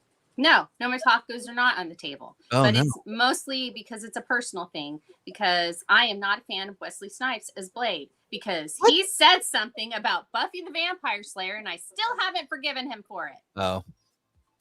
Okay. I thought you were going to bring up the fact that Blade is supposed to be British, and I was like, what?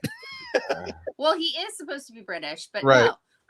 It's all Wesley Snipes. But they changed. I have no problem with the character Blade himself. They literally changed the lore in the comics because of the movies. I don't care. Blade cannot beat Buffy the Vampire Slayer, and he said that he could, and then he said bad things about Buffy the Vampire Slayer. And so Blade can't beat Buffy the Vampire Slayer. That's what you're arguing? Oh yeah, no, he can't.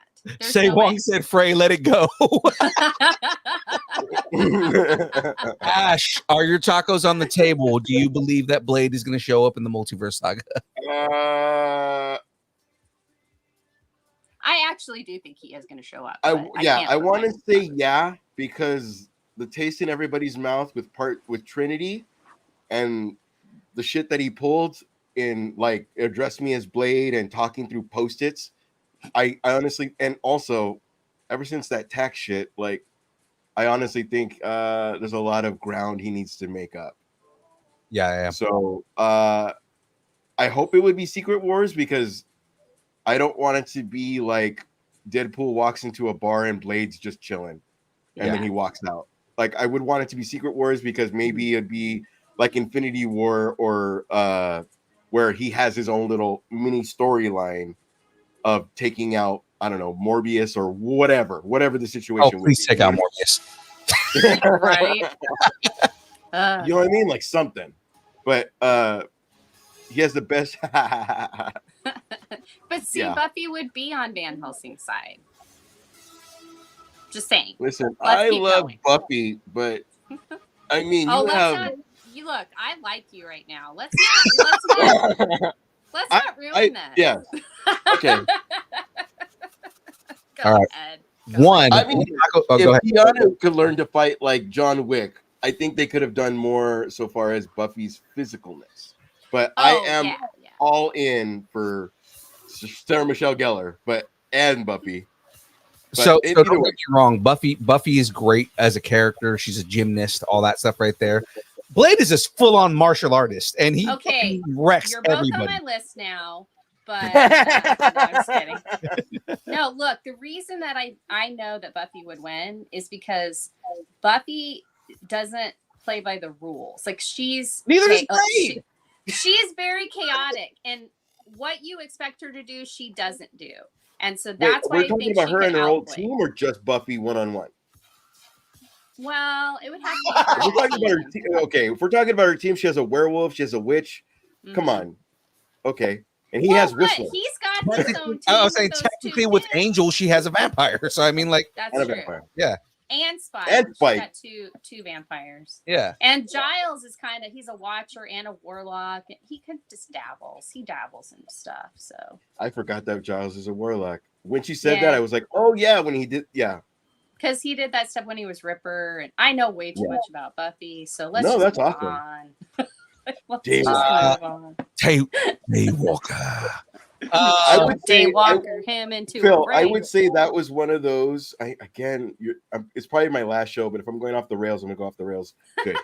I would say that was one of those where the original was good, but part 2 was like the Scarface compared to part 1. Yeah. Because you had so much story. Yeah. The first 2 movies were great. The second movie, the third movie.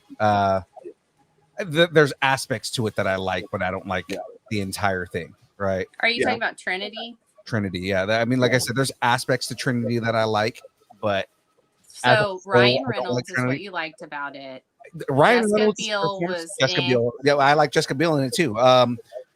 Dude, I that thought she fucking was fight scene in the subway was so good. Yes. That was good. Ryan Reynolds in Blade 3 is the reason he's Deadpool now. Yeah. Oh yeah, definitely. Yeah. Because the way he played Hannibal King, which I love seeing Hannibal King on screen, the way he played Hannibal King was, when I first saw that movie, I was like, if they ever make a Deadpool movie, he needs to play Deadpool. And apparently an executive at Fox felt the same way, because they told him, if they ever make a Deadpool movie, you need to be Deadpool. And then That's they how he learned screwed about- up, and that's how Sorry, we got man. the I Deadpool know. movies. Yeah. There's 2 times it didn't work, which was Wolverine Origins and Blade Trinity. But when people know how to use that, I'm super serious, this motherfucker, blah, blah, blah. You know what I mean? Like, it's when people know how to work it, it's amazing. Yeah. And if it wasn't for that failure, we wouldn't have Deadpool 3.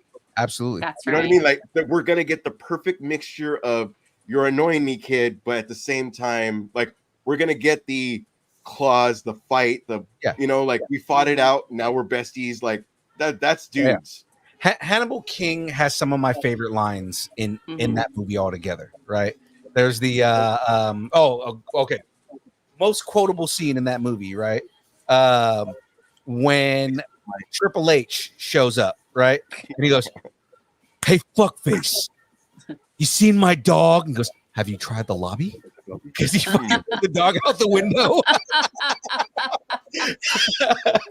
I liked he describes a gun and he goes, of course, it doesn't have the range of a sword, but he's describing a gun.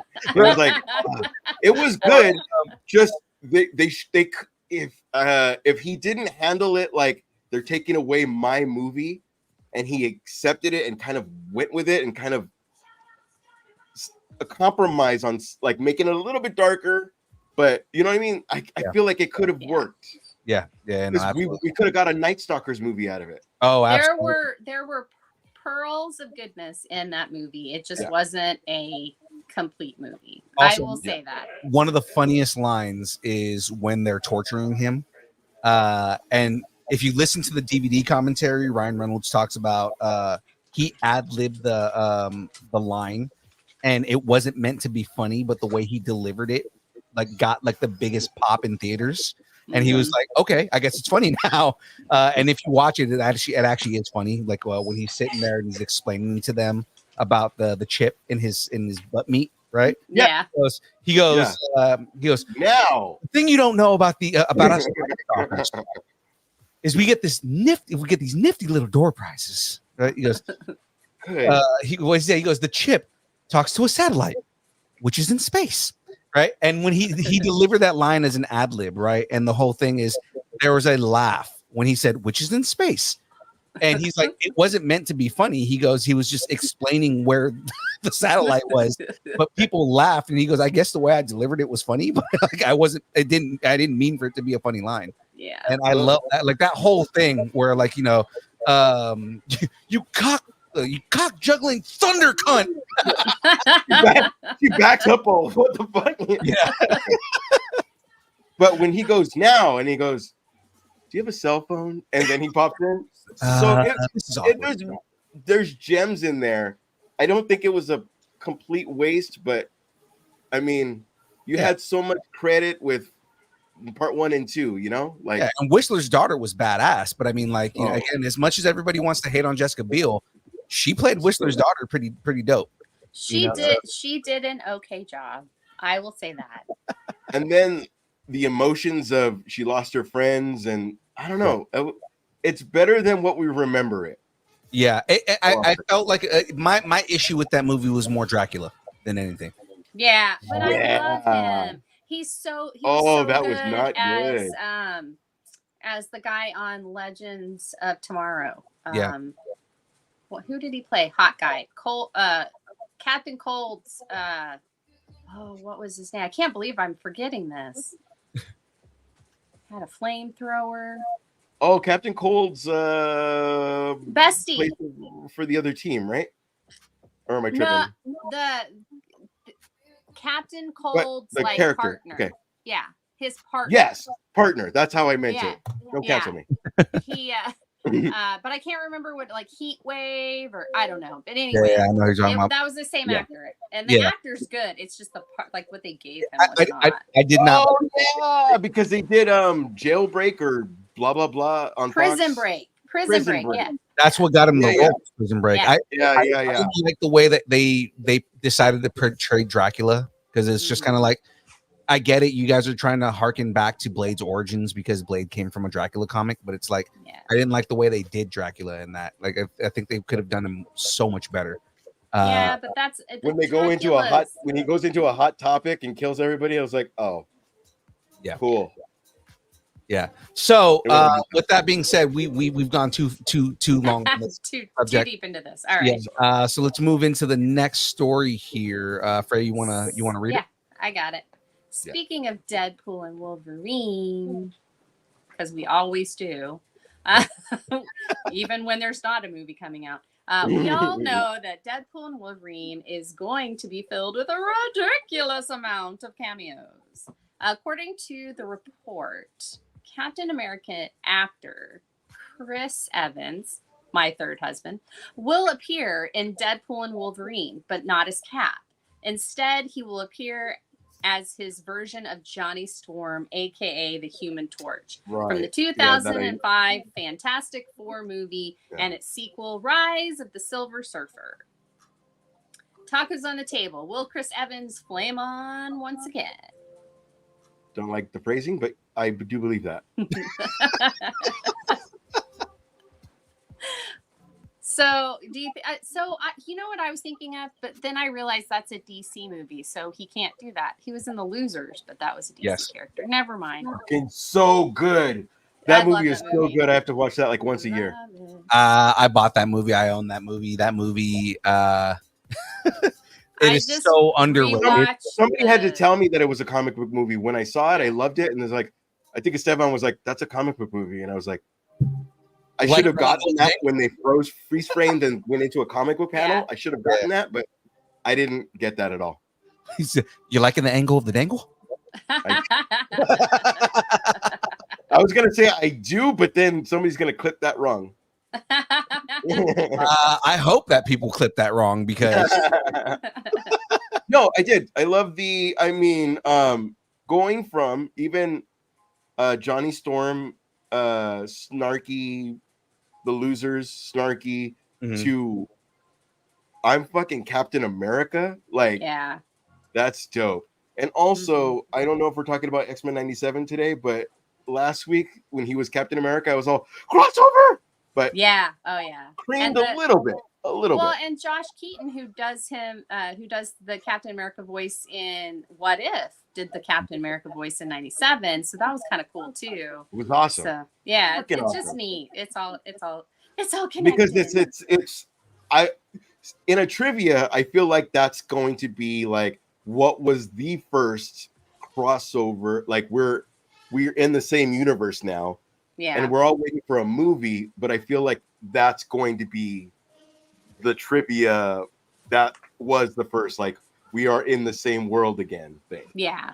No, absolutely. I love it though. I loved it. I thought it was great. And it's not a who are you? We all know each other, like a Boy Scout. Like, it was really good. It was really, really good. Yeah.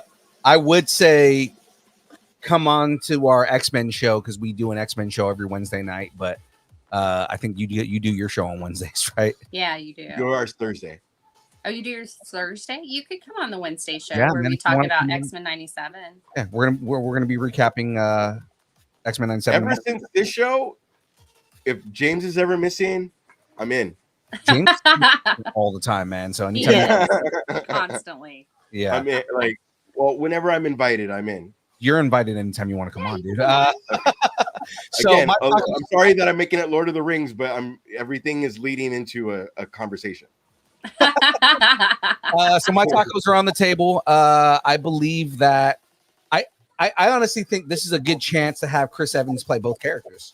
Definitely. I think it would be fun. Yeah, because you can have him play Johnny Storm, which I think that the post-credit scene is going to be, honestly, because not only are we hearing Chris Evans, but also Michael B. Jordan has been saying that he may make an appearance in Deadpool.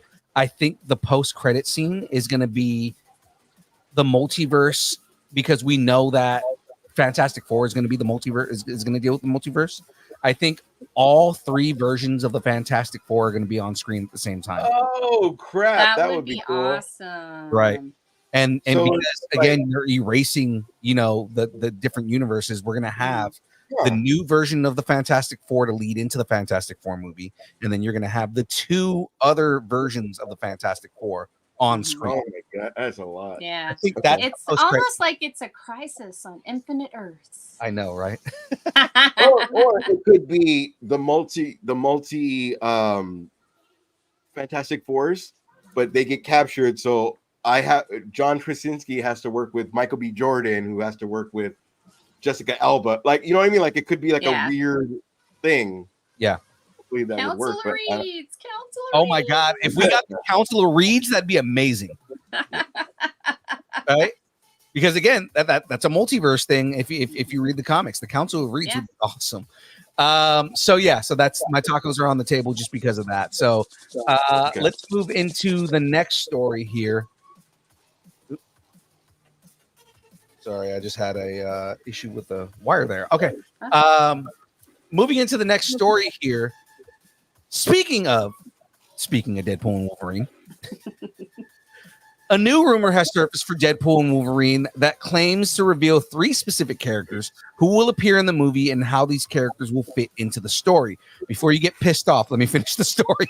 I know, bro. I feel like it's going to be Ben Affleck as Batman, and I handled that very well on the day, and I'm happy that he was Batman, but you know what I mean? Like, I feel like you're going to tell me, like, but we're better off as friends. Like, that's how we're going to end this.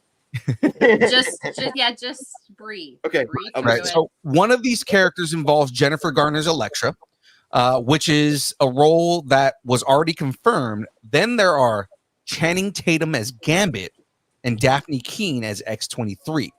How do I sign off?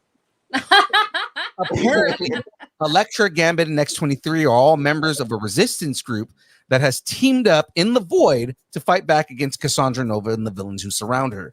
It's also said that Cassandra takes pleasure in killing Professor X's variants, likely explaining why she steps out of his wheelchair in the film's trailer.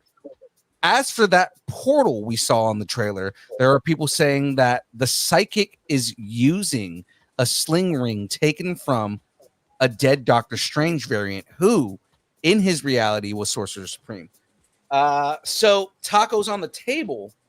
Is this how we get Gambit back? Shetty. I'm gonna say, yeah, tacos on the table. I feel like it's gonna have everybody in it. I think I might actually be in it, and I'm just not aware of it. I believe that that's a thing. I believe that you are going to be in this movie. Tacos on the table, Ash. Everything that you said sounds about right. I just don't know if it's going to be like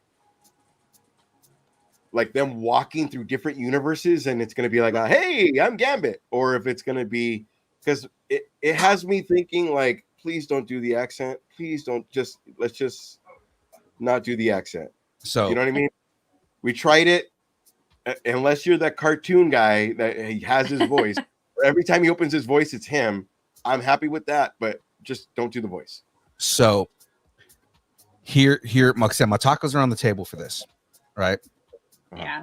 I had a conversation with somebody online about this. I initially did not want Channing Tatum to play Gambit. I was not excited for this. I did not think it was going to be good, a good idea or anything like that. Mm-hmm. But leading to the cancellation of this movie and seeing what he was doing behind it made me change my mind. what did you He's see a though? huge Gambit fan. He's a he massive knows Gambit Gambit. Yeah. He understands the character the same way that Ryan understands Deadpool. Yeah. That is big freaking talk. Yeah. So really, he does. That's awesome. He could cite specific comics that Gambit did certain things in. He was really big on he loved the X-Men cartoon, and he talked a lot about the way he wanted to portray the character was going to be a reverence to that version of Gambit. He wanted Gambit to be the version that everybody read in the comics, and because it was after Deadpool came out, and he was like, I want to do to Gambit what Ryan Reynolds did for Deadpool. All right, you're making me change my mind. But yeah. And that's the thing, is, like I said, the way he talked about Gambit was a big thing. Now, number two, he is from the French Quarter. That is true. Yeah, he is from Louisiana. Yeah, he's okay. All right. And I heard him in an interview. There wasn't a whole conversation, but they were like, "But can you do a Cajun?" And he dropped the Cajun accent, and I'm like, "No, he sounds like he's from the fucking Bayou." Right? I knew I was going to take all of this back. It's Ben Affleck all over again. I knew I was going to take it back.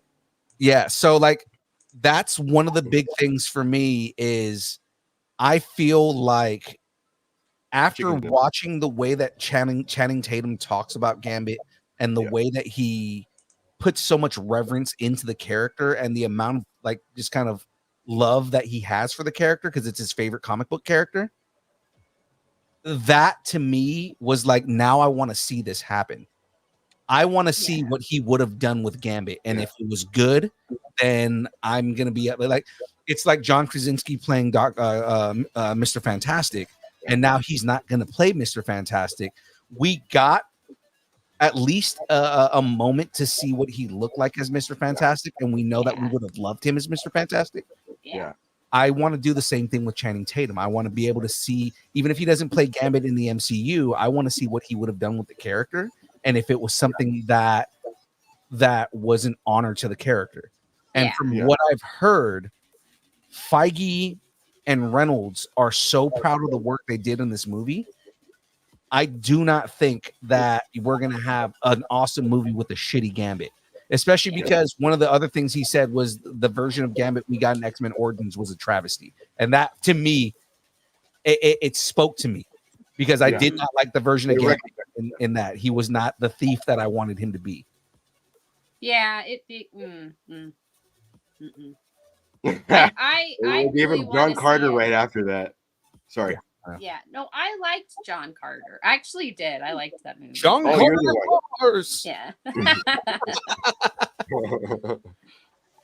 But yeah, I agree. I think he's going to be good. I want to give him an opportunity. I've really liked some of the stuff he did. I liked him in Free Guy. He's not afraid to commit to whatever he's doing, and he does have a good knowledge of Gambit. Yeah. Because you have to do Gambit right. He's one of those characters you have to do right. Kind of, especially now with 97 and what they've done. Like, it's even a bigger, you know what I mean? Yeah. Oh yeah. So, and I think it'll be good. And Channing Tatum's got some chops, man. I mean, like he's got good acting chops, but he's got good comedy chops. And you kind of you don't have to necessarily be funny to do Gambit, but you have to have a sense of humor in order to play that character correctly. And he can keep up with Ryan Reynolds. Right. That's the thing. You can have good acting chops and be funny, but if you can't keep up with Ryan Reynolds in a Deadpool movie, I mean, you're going to get left behind. I mean, That's what I love about Hugh Jackman is Hugh Jackman's going to play the straight man, and Wolverine and Deadpool is going to be, Deadpool. Right. You kind of need Wolverine to be the straight Hugh man. Jackman can keep up with Ryan Reynolds. Oh yeah. Too. I mean, you see them when they mess around and just like, yeah. Hugh Jackman's a funny dude, but like at the same time, he's a leading man and he's really good at playing the straight man. So that's going to be good. Channing Tatum is a guy that can play leading man and can play, the funny guy. So I mean, come on, 21 Jump Street is the perfect example. My name is Jeb. My name's Jeb. Yeah. All right. So you know what? I'm sick of talking about Ryan Reynolds. No, you're not. I want to talk about Chris Evans. Go ahead. Enough of the Deadpool rumors. But speaking of Chris Evans, again, my third husband. 5 years ago, we saw the release of Avengers Endgame. I sobbed. I ugly cried at it, which wrapped up the story of Chris Evans, Steve Rogers / Captain America. I don't think I will. We never got a solid answer if we'd see Steve back in the MCU or if he's on the moon or whatever. But we may get that info soon. According to a rumor, Chris Evans has finally agreed to reprise the role in Avengers Secret Wars. We don't know if he'll also appear in the untitled Avengers 5, but if he really is coming back, that would certainly be a possibility. So sometimes you just need a year out of the suit. I'm so sorry. Yeah, no, you're fine. So tacos on the table. Will the first Avenger assemble one more time? That was good. That you know what? I appreciate that. I hope James is in the thread so that he can hear. I did appreciate that. Will the first Avenger assemble one more time? I thought it was good. All right, Ash, what were you gonna say? No, I just him and RDJ were like, I'm done. But sometimes you just need a couple years out of the suit and do your projects and the things that you wanted to do that these movies kept you from. Right. And then you want to hang out with Chris Hemsworth. You want to, like, you were part of something, and like at any time, you at least the ability to go back. Right. Secret Wars or a flashback or anything. You kind of, I mean, the way that it ended. Yeah, he stayed with his chick, but we don't know what happened in those times. Maybe they'll do. He still has those powers until he gives his. You know what I mean? I don't know. But you can also make it a multiverse variant. Yep. Absolutely. Or you could have both Captain Carter and exactly. Yeah, that's Captain what America. Like how we got Yeah. Yeah, that's what I'm hoping for. So. Yeah, it would be dope to see because we've already got a live action Captain Carter, so it would be dope to see Captain Carter and Captain America. Yes. Do you remember? Okay, in Winter Soldier, and they were passing off the shield. That would be kind of cool with them too. Yeah. Oh yeah. So we'd have Sam with his shield. We'd have Steve with his shield. We'd have Peggy with her shield. And then Captain Britain shows up and he's got the Union Jack shield. Yeah, although she has a Union Jack in the middle of her shield. Yeah. But then you could also do Johnny Mayo and his shield. Yes. Oh, U.S. agent. All right, Johnny Mayo, the whitest man. The whitest man this side of the Mississippi. And you just have it's just a shield fest. Woohoo! Shield. And they're just throwing them like disco, That's what Kurt Russell's son is supposed to be, right? Yes. Yeah. By the end? Okay. Yeah, he's U.S. agent. He is a U.S. agent now. So, but it's just thought, you could have you could have a whole team of just Captain America type people. I know, right? I mean, we've already seen the multiverse Captain America where Captain America fights himself, right? Yeah. All that and And then he goes, "Oh yeah, that is." He's like, "That is America's ass." Oh I man, love it. Absolutely. So that is it for rumors, guys. Let's get into the next portion of. Did we just lose Ash? Oh no, I think we did. Oh gosh. No. You may have. Hopefully. Yeah, he may have accidentally, or maybe his phone died. Oh, So, well, if he keep a lookout, maybe he'll come back. yeah. So, for the time being, let's jump into the news because, ladies and gentlemen, it's time for the download.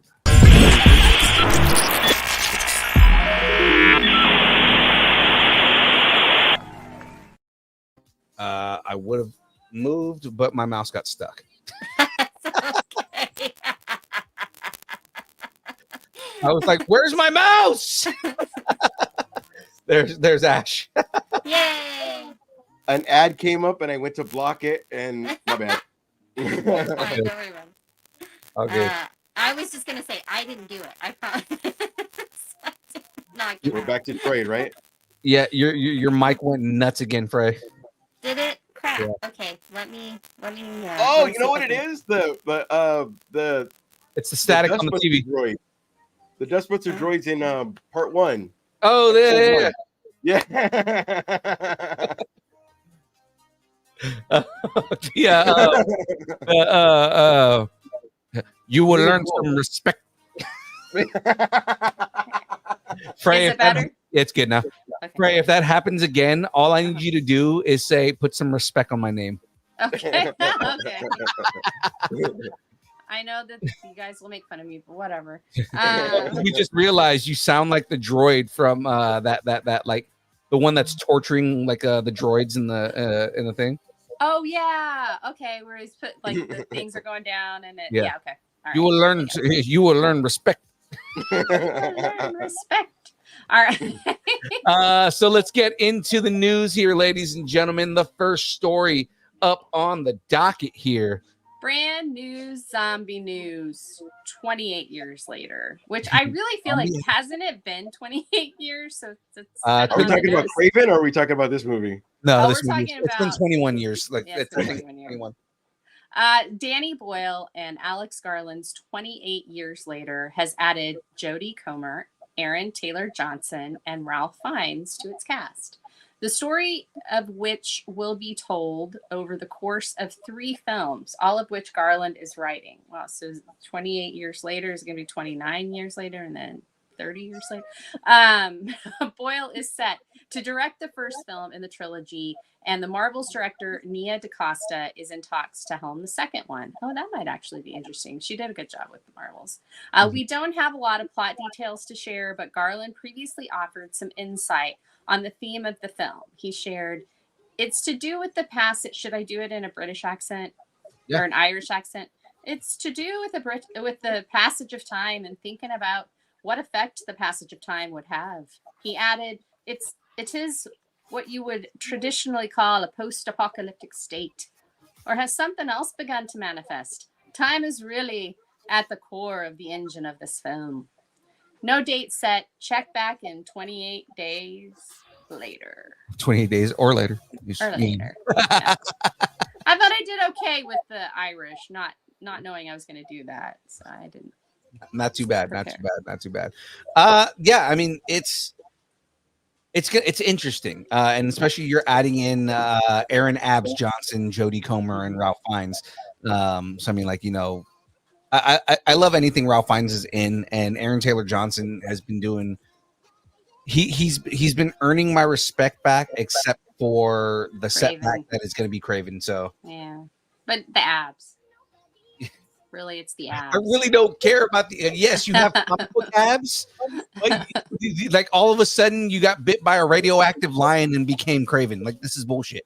And you're also not Russian. When we know that you can do an Eastern European accent, like what? Yeah, we've heard that. Yeah. Yeah. You didn't Well, see the on Bullet Train, he's able to be in penny loafers and be on the back of a bullet train. Yeah. Yeah, true. there That's you go. cool. Yeah. He was amazing in that movie. I love that. I movie. love that movie. Fucking amazing. That's the only thing that took me out was like, he would have been, oh my God, it would have been bad. But that movie was already like off the rails and all kinds of stuff. I mean, there were a lot of things in the movie that were The Brotherhood, it reminded me of Pulp Fiction because it was like a brotherhood of our relationship. Yeah. At one point, I thought you were dead, and at one point, I thought you were dead. Like the way they handle each other's death, Yeah. chef's kiss, man. That was fucking dope. The entire movie was great. Again, like, you know, my belief had already been suspended for the majority of that movie anyways. There's a lot of stuff that's just completely outlandish, like the fact that all of them, like a lot of them, survive a fucking train crash the way they did. Yeah. There's a lot of, you know, unbelievable stuff in that movie, but at the same time, it's meant to be outlandish. It's meant to be over the top, and it's a fun movie overall. Yeah. You know, it's, and I like that everybody has their storylines. Sorry. Yeah. Well, I'm saying it's Kingsman. You know, it's a movie that has over the top action and is still a fun movie. Yeah. You know, like I'm not believing that, you know, somebody's running around with raptor legs and like killing people with spikes on the end of the raptor legs. Like, not something I believe is actually going on. You know, not without her like chopping herself by accident, you know. Yeah, that would be me. Yeah, I would do that. But if you've noticed, a lot of people since Kill Bill and the girl with the spiky ball, whatever, like they all, it's not the main henchman, but somebody has like a special, you know what I mean? Yeah, has like a special weapon or like a calling card, like what she's known for or whatever it is. Right. I did like that the whole thing with the daughter. Like it just, you kind of just didn't expect her to be the mob boss's daughter. Right. At all. It's great. So moving on to the next story here. Frey, do you want to stay in with this one? Because sure. I feel like this one fits you more than it fits me, even though I do love. Wow. Well, when you hear it, you'll understand how rude that was. Okay. Yep. And working 9 to 5. What a way to make a living, news. Working 9 to 5. No, you don't get to do that. Just kidding. Jennifer Aniston is producing a remake of the classic 1980 comedy 9 to 5 for 20th Century Studios and Diablo Cody, which, I mean, I haven't seen her. I guess Lisa Frankenstein's pretty thing, but I loved Juno, is currently writing the script. So the original film starred Jane Fonda, Lily Tomlin, Dolly Parton, and Dabney Coleman. I mean, Dabney Coleman, guys.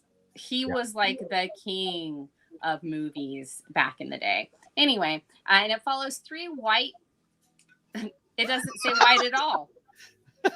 It follows 3 female office colleagues who decide to exact revenge on their sexist, egotistical boss. I like that. Wow. You in white. I was like, that was my favorite part because it would have been in front of white females. Like, oh shit. Which we might not know. I don't know. Studios kind of pepper in stuff, so it might not be. Yeah, no, I want to see some diversity in this film. Anyway, I do have an opsis. Okay, what we got? Tumble out of bed and stumble to the kitchen opsis. Pour myself a cup of ambition synopsis. Jesus Christ, James. All right. Tumble out of bed and stumble out of the kitchen opsis. Pour myself a cup of ambition synopsis. I'm just waiting for Jackie to walk in and be like, are you singing 9 to 5? Yeah. Fed up with their boss's behavior, the trio team up to transform their oppressive workplace into a more equitable and supportive environment. Through a series of hilarious and unforeseen events, which includes accidentally kidnapping their boss, the women make changes in the office that improve productivity and morale. No date when the film will work its way into theaters. You know, I loved the original. I think an update might be good for it. I also love the original. I'm kind of on the opposite on this though. I'm like, everybody's remaking old films, and it's like this movie was fine the way it was, and I don't feel like you need to update this, given that everybody's updating things all the time. I mean, I do kind of agree with what you're saying, Frey, is like, you know, if they did this movie with a little more diversity, that would be more relatable to like today's market. But at the same time, the overall message of the movie is still a good message.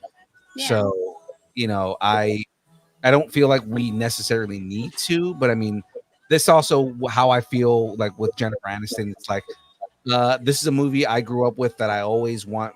She's gonna play the Jane Fonda. And I was gonna say, I guarantee you, she's like, I wish I would have been able to be in 9 to 5, and this is her way to put herself in 9 to 5. Yeah, I'd like to see Margot Robbie do something with it. No, I'm kidding. I just love Barbie. Yeah, she everything she And touches. again, that would be a good way for her to show her chops too, because people are used to not what she's doing, but it's the same way that Channing Tatum opened up our eyes that oh my god, you can do comedy, like Right. that'd be cool. Yeah, I love like I said, I love the original. Yeah. I'm a huge Dolly Parton fan. I love Dolly. And so I've seen a lot of the stuff that she's been in a lot. Like Rhinestone. Was she in Rhinestone? No, she wasn't in Rhinestone. Yeah, she was in Rhinestone. Yeah. With Sylvester Stallone and Yeah. Best Little Whorehouse in Texas. I saw that. Anyway, Dolly is also somebody who's really big on, not only women's rights, but like, she's definitely on the right side of history with a lot of things. Oh yeah. So, yeah. You mean the same If- of history, but okay. If Kevin Spacey didn't mess up, he would have been the Dabney Coleman. Oh yeah, that Could have been, but I mean, he decided to Diddy himself. Here we go with Diddy again. But yeah, I think it could work. It just needs to. I'm just ignoring it.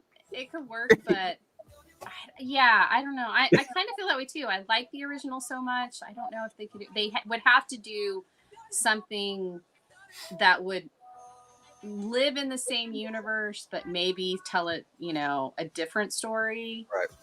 So, because there are a lot. That's just one office building. Yeah, because this was against. I mean, we have way more rules now, so they can add on a lot more. Like you can't say blah blah blah. You have to say this or yeah. I think if they updated it, I think it might be they could find some funny bits that they wouldn't have been able to explore back then. So I think that I don't necessarily want it to be a and also complete weren't remake taboo back then. Yeah. Absolutely. Let's move on to exactly what I was going to say. Disney stuff. So moving on here, some fun news here. We're going back to the grid. Jeff Bridges recently, I said lock. Grid lock. Go ahead. Oh yeah, okay. I hear what you're saying. Jeff Bridges recently revealed that he will be reprising his role as Kevin Flynn in the upcoming film Tron Ares. That old school helmet looks like it's a nod. I know, right? I'm saying thank God, because I was like, oh, are they going to do this without Kevin Flynn? Because, or at least his son, because his son is like a major character as of the second movie. But Disney has officially confirmed that news with the new behind-the-scenes photo of Bridges reading the script with a light suit helmet sitting in the background. The film arrives in theaters on October 10th, 2025. I'm excited for this because from what I've heard, a lot of the things that I've heard about the story, I kind of am interested in Tron Ares, but knowing that Jeff Bridges is back, like puts me back into it. So as long as if they DH him, like do it better this time. I'd like to see them not DH him, because if it's going to take place in the real world, like some of it, and then let's say he made it back and he just like nobody knew. And that's who Ares is trying to find. Right. And so I think that would be cool to see him older, to see him with the beard older, like that kind. I would love to see that. I'd love to see that be the thing, because I don't know, but I'm never really excited about Tron movies, but I watch all of them. So I must like them, but I'm just I'm not woo, let's go see Tron. It's not. Anyway, I would go watch Tron just the second one for the music alone. Right. Oh yeah. They killed it with that soundtrack. Daft Punk killed it with that soundtrack. Yeah, it was really good. It was really good. That was back when Disney was trying to get into the EDM scene, because EDM was really big. Oh my goodness! So Disney was like, EDM. Yeah, Disney was like, "How do we get into EDM? Let's have Daft Punk do the entire soundtrack for Tron." Yeah. But And they did a remix album. Well, they did a remix album with a lot of the biggest names in EDM at the time. Oh, that's so cool. It was called Tron Reconfigured. Of course it was. Mm-hmm. Of course it was. I'd like to see Matrix and Tron do a crossover. That'd be cool. That'd be weird because would he be in that world or would he be in the Matrix world? I think it would be a third world. It's Inception. It's a third place, and they have to go to that place. Yeah, it's Matrixception. Matrixception. Matrixception. Tronception. Tronception. It's a computer program with a computer program within a computer program. It always scares me when they bring back the OG because I like when you're left with the feel good story. When Han comes back to die and like you kind of almost hear Harrison Ford finally say like finally, like it's like no dude, like I want to accept that like all fucking the way Chewie did. It makes me scared that he's coming back to just die. Gotcha. You know what I mean? I don't want to see that. I want to see like because it always takes away from the original if I know that in the third part you're gonna die. Like, well, I mean, but Jeff Bridges isn't one to come back and just die. Like Harrison Ford is. Harrison Ford is the type of person to want to come back just so he can die on screen and be like, "Can you please stop talking to me about Han Solo?" Yeah, Jeff Bridges is the opposite. Yeah. No, but there's other like, you know how we could pay you this much, and he's in the first scene and dies, but the whole movie is about him. Like I think there's Boxer, there's other movies where it's like, well, why am I investing in the first movie if you just die in the second movie? Yeah. No, I heard you saying on that. Yeah, I could see that. Absolutely. I'm interested. I don't know. I was, like I said, I'm not like, oh, wow, I got to see Tron. But I see them all. So it's, and I like them. I'm just not like, I played the game, but I've not seen any of the movies. But I played the game. I sucked. The only part was, remember when you shoot the little and you're trying to get up the. Yeah, I sucked at that. The motorcycle thing, was awesome. Yeah, motorcycle thing, I understood, but then like the one right after, I don't know. It was weird. It was a weird game, and they're like, yeah. Anyway, it was built to take your quarter. Exactly. Supposedly, they're. I think we reported on this a couple weeks ago, but they're working on a new like RPG style video game that takes place in Tron.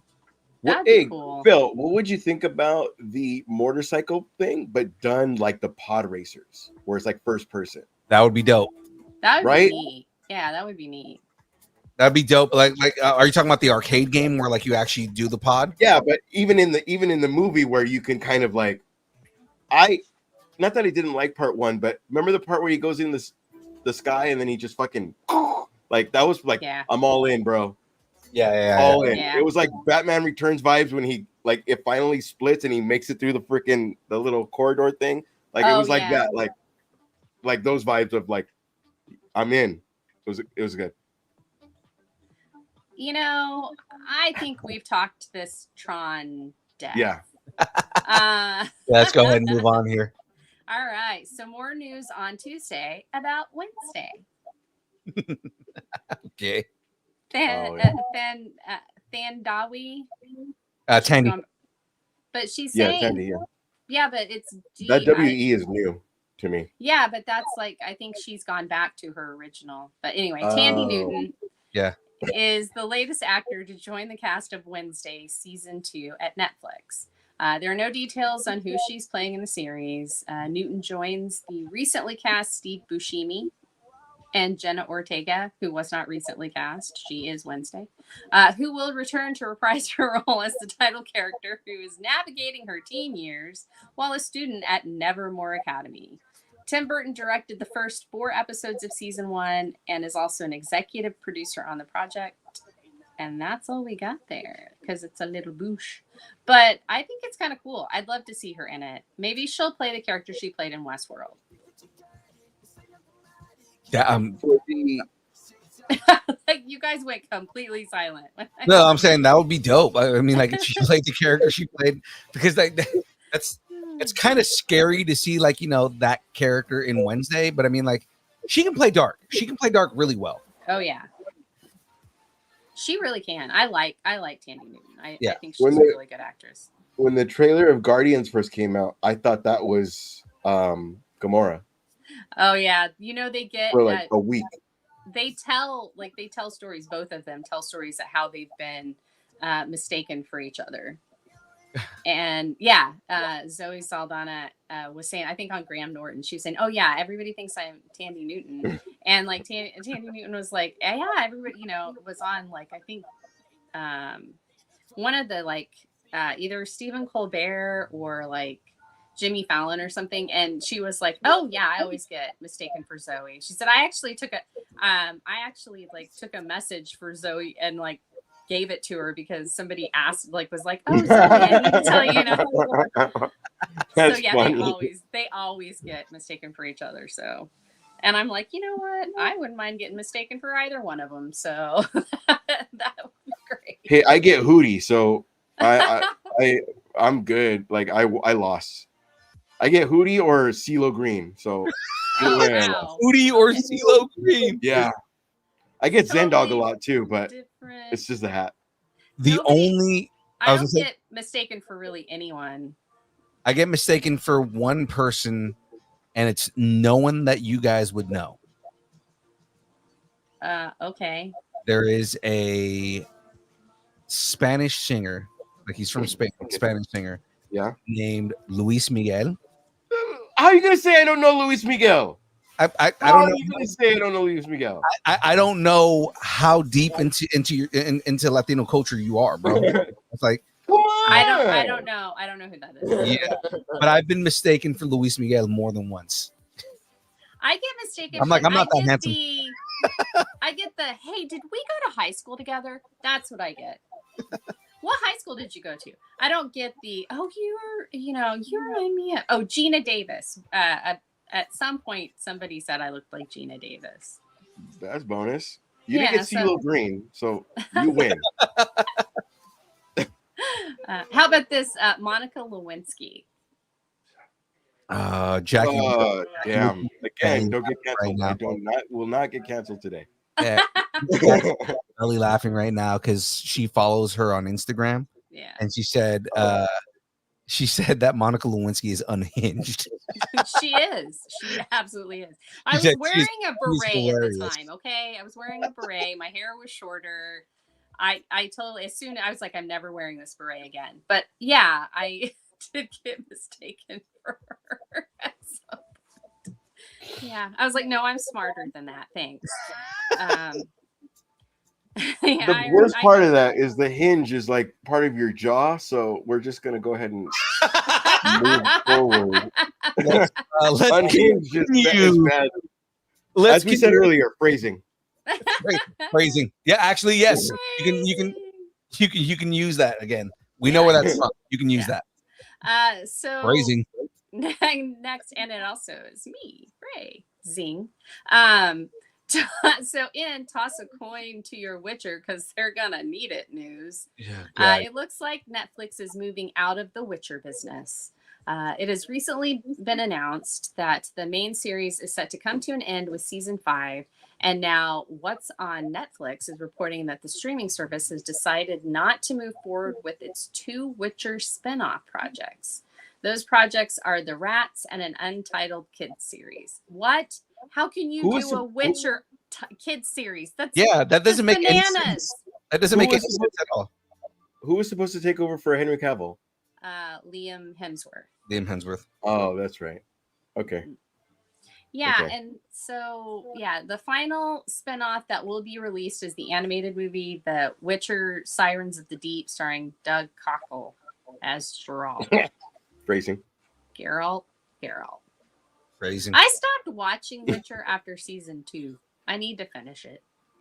Season 3 is not bad, but I mean, the whole thing is like season 3 ends, and it's kind of like, dude, Liam has some boots to fill, because the way they ended season 3 is like it's gonna go right into a crazy ass storyline, and it's like basically they alluded that they're going into Wild Hunt, and it's like it needs to go into Wild Hunt, and that I think it was season 3, because the one with where Siri meets Baba Yaga, is that season 3? Or is that season 2? That might be season 2. Yeah. Where they get in the house, and Yennefer gets like, she says she'll get her. That's season 2. Yeah. That's season 2. I know exactly what you're talking about. Because season 3, basically, they take down the Citadel. Oh, okay. All right, cool. Yeah. She like reluctantly destroys the Citadel. She doesn't do it because she wants to. She does it because it's the only way to save everyone, essentially. Yeah.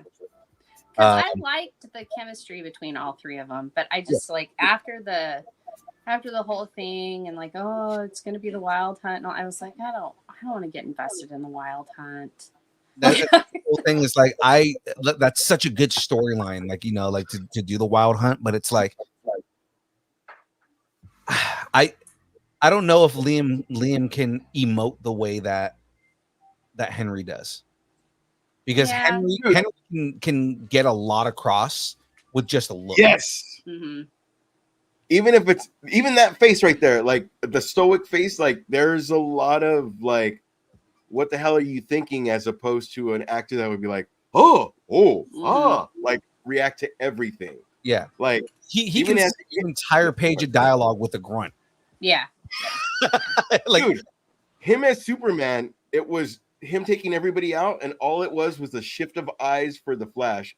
I get that we all hate the movie, but still, you can't take away from the actor. You know what I mean? At all. Like he's an amazing actor, and yeah, I mean it's kind of like what's his name? Bane. He played Bane.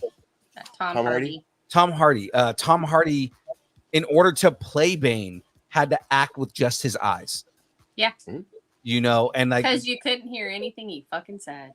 Well, I mean, aside from that, though, like it's more. Anything he said.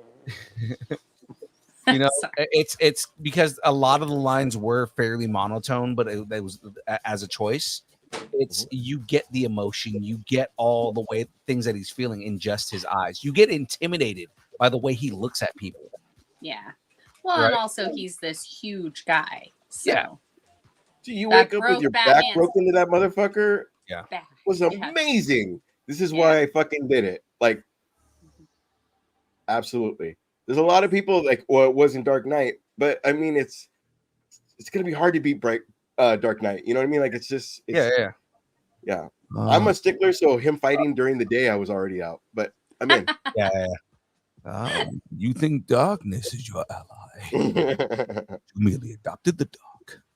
I was born in it, molded by it. I didn't see the light until I was already a man. By then, it was nothing to me but blinding. Yeah. Yeah, and Love it. I just feel like that with Barbie. What is the meme, Phil? What is the meme of Bane going like this and the pink eye? Is that a meme in itself, or is that supposed to be Batman? No, it's a meme. You know about that? Okay. It's a dude on YouTube that was like starting. Okay, I didn't know that, but that's funny. And they I thought that was like CGI Batman or something. No, yeah, they put him opposite of Bane because, like, Bane obviously has that. Okay, right. That's funny. Yeah. That's funny. Okay, that's to this day that's a meme. Well, perhaps he was wondering why someone would shoot a man before throwing him from a plane. Fucking friend zone. That whole friend zone thing was bad. Oh God. Boned on the first day, and he's all like, I saved you. You good? All right. He does get friend zone pretty hard. Yeah. So moving on to I like the reaction. Chingy's Netflix. The mystery machine might be racing across our television screens once again. I should have had Frey say that because she's a better voice actor. Do you want me to do it real quick? Can you do a Velma? I don't know. I'll try. Jinkies Netflix. The Mystery Machine might be racing across our television screens once again. No, that was more Harley. I apologize. That was not good. All right. I mean, sticking within the realm of Harley, right? Warner Brothers Television and Netflix are nearing a deal on a live-action television adaptation of Scooby-Doo. What? Hello, Raggy. While plot details remain under wraps, the series is believed to be a 1 hour drama. Do we really need this to be a drama? Do we really need anything to be a drama? This is going to be Riverdale. This is going to be Riverdale all over again. This doesn't sit with me right. If there's no talking dog, I don't want it. Josh Applebaum and Scott Rosenberg are creating the Scooby-Doo series and would serve as writers and executive producers if the show becomes a reality. Other executive producers would include Greg Berlanti, so we know it's going to be super serious. Sarah Schechter and Lee London Redmond via Berlanti Productions. If Scooby-Doo comes to fruition, it would be the latest in a recent string of collaborations between Warner Brothers and Netflix, which has already included the DC Vertigo-inspired series The Sandman, which was amazing. Spin-off. Oh yeah, absolutely, and the spin-off to Sandman, The Dead Boy Detectives. Is that out yet? I want to watch that. I'm gonna have to get Netflix again. Yeah. I to watch that. What if Scooby was like a detective dog where if his tail goes straight, there's something there, like little things, and not like if we were gonna try to make it realistic and not okay, Shaggy, like because we're gonna be out because we've already had this. Like just give me the damn dog, Scoob. Yeah. I heard it as soon as you said I heard it. Wow. What could be cool? I mean, if you're gonna do Scooby talks, but he talks in dog talk, like, hey, there's drugs here, or however, you know what I mean? Little whatever. I need Scooby to do this show. Hey, yo, there's drugs here, bro. She wanted to be part of the Scooby-Doo story. Netflix already served as the home to many of Warner Brothers and Berlanti production shows on the CW, including the network's previous Arrowverse of DC shows and the Archie Comics inspired Riverdale. Again, I don't need this. Did I not say Riverdale? Did I not say Riverdale? I don't need this to be something that is super serious, and then you just have your Great Dane walking around. Like, if you're gonna do a Scooby-Doo series, do it justice. Yeah, there are people that love this that I was like, this is cartoony, but people love this. I mean, it was James Gunn. At least he made it funny. Yeah. And campy. Which it should be. That's what it is. Yeah. It's Scooby-Doo. Yeah. You know, it needs to be campy. It's Scooby-Doo. And no disrespect to Matthew Lillard, because that motherfucker's the shit. Oh, Matthew Lillard. We've been talking about people who love the character. Like, do you see how much he loves Shaggy? Oh yeah. Yeah. They all four of them really got into it. Like they really did, and it was. I think it made it better. But I liked him in Scream, but what made me respect him was SLC Punk.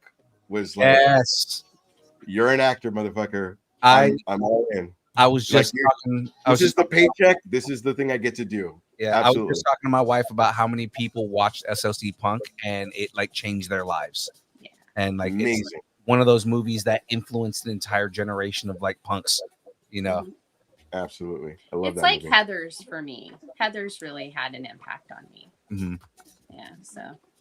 But I agree. I mean, I don't know if I'm gonna watch this. It's not. I don't know. I can't do a drama about Scooby-Doo. And if you don't have the dog, you can't call it Scooby-Doo because that's the freaking dog's name. Right. Frey, there's so many things we still need to see that are like, I'll get to that. Get to that. Right. That like, this is not one of those like, oh, you know what I mean? I still haven't seen Aquaman 2, and I actually liked Aquaman, but I still haven't seen it, and it's on because I know I'm gonna have to invest and be like, pay attention. But that's it. I'm just not. I don't want to invest my time in something like this. I totally agree with you, Ash. Like it's like I don't have enough motivation to invest in this. Yeah. if somebody wants to see it and they're here, they're visiting, like, oh, see Scooby-Doo, like, I'll watch it, but it's not like, you guys want to see Scooby-Doo? Maybe in like the second edible, but maybe. But not.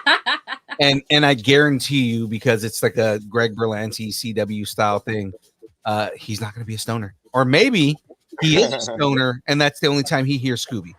Yeah, maybe. It's going to be I something loved Arrow. weird. I loved the first 4 seasons of Flash, but sooner or later you become,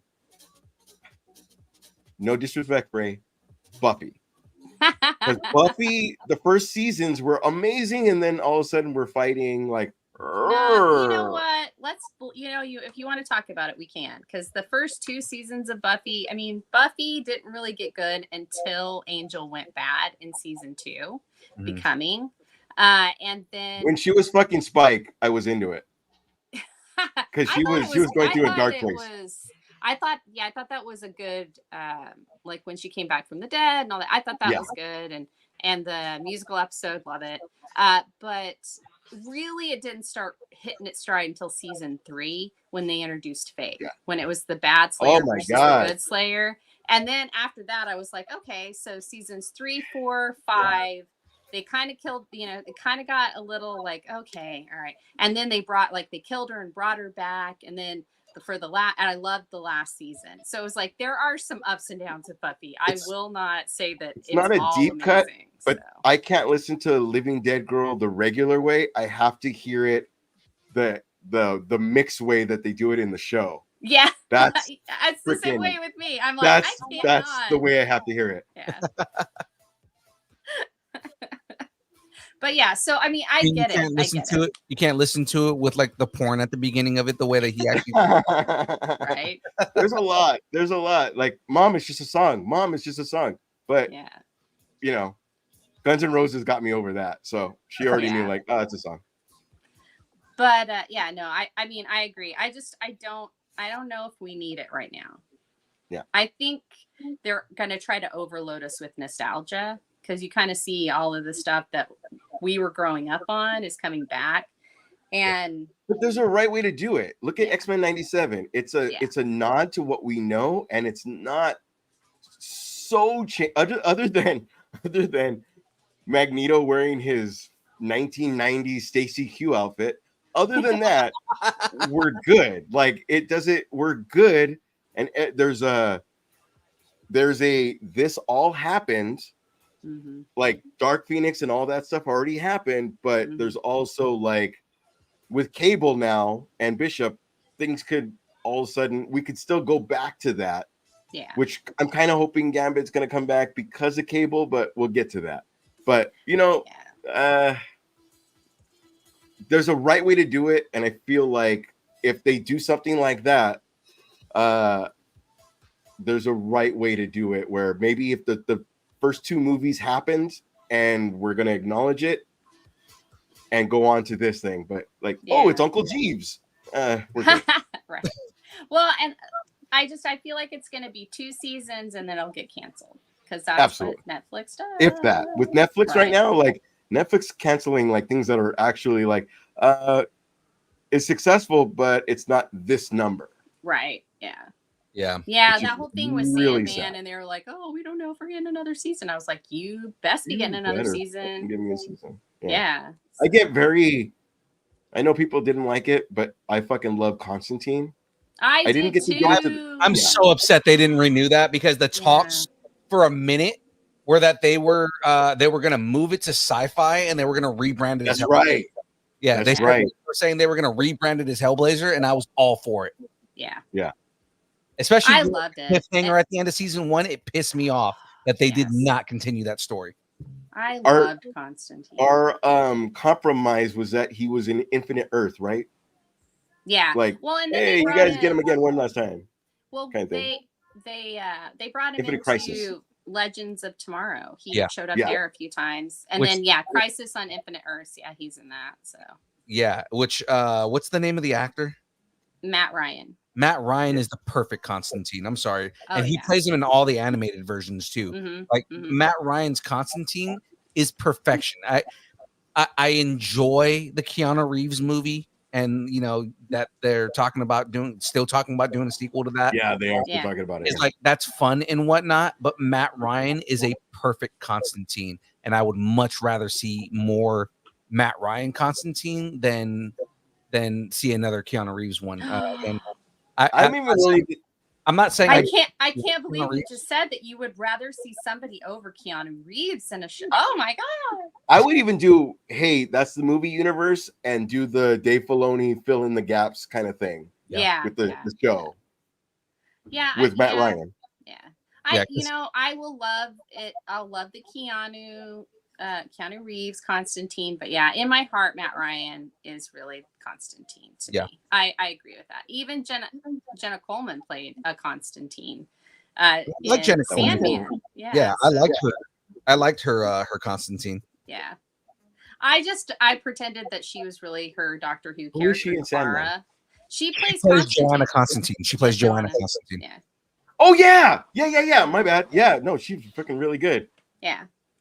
And it's been a while since Sandman. Sorry. So, but so I'm like, okay, but I still am like, Matt Ryan. I want Matt Ryan because I agree with you. He is the epitome of John Constantine. So, but I don't want to talk about John Constantine anymore. I want to talk about some abs. Oh, I know you do. Tell us about how much you love these abs. Oh my God, Craven again? A few titles in their upcoming film release slate, including its reboot of Karate Kid. Yeah, Karate Kid. Okay, so you guys are before us. You guys are before us. So you guys reviewed Craven the trailer. Yeah. Like easily a year and a half ago? Yeah. A year? At least a year ago. It was bad, okay. But the abs. The abs. It's not going to get better with a different release date unless you're going to change it. But moving on. So Karate Kid moves to December 13th release date this year. From December 13th to May 30th, 2025. The movie will now follow the 6th and final season of Cobra Kai, which was delayed due to the strike. This bumps Sony Marvel's Craven the Hunter, which goes from August 30th to December 13th. Aaron Taylor Johnson's movie, directed by J.C. Chandor, will have IMAX and PLF screens. That nobody's going to go see. Huh? That no one is going to go see. Right. Craven the Hunter will be the only R-rated movie during the holidays, and it will go up against Warner Brothers' animated Lord of the Rings: The War of Rohirrim. Okay, so right off the bat, I know I'm going to go see The War of the Rohirrim. I'm not going to go see Craven the Hunter at all. No, you're not. Well, then debuting next summer is Legendary / Sony's animated pick Animal Friends, and that's going to be on August 15th, 2025, featuring Jason Momoa, Ryan Reynolds, Aubrey Plaza, and Dan Levy, the voices of them. So shit. So that sounds way more amazing than So two of my hall passes are in this movie. Yep. Yeah. Ryan and Aubrey. Exactly. And then Jason, I was like, I heard like three guys in that. All right, go. Yeah. Jason and Dan are in your honorable mentions. Jason's in my honorable mentions. Dan, I think, is funny as fuck. I am a just throwing this out there. I am a cis hetero man. Yes, married to a woman. Aubrey Plaza, 100% top of my list. He would Baja blast her into infinity. Ryan Reynolds is my hetero man crush for life. Oh no, I get you. Absolutely. Jason Momoa is up there with him too, though. I just believe love is love. Yeah, a lot of man love. A lot of man love in there. All right, so I will bet you, Phil. Mm-hmm. Do you drink at all? Yes. Does he drink? I've seen what's your bottle? Drink. What's my bottle? Yeah.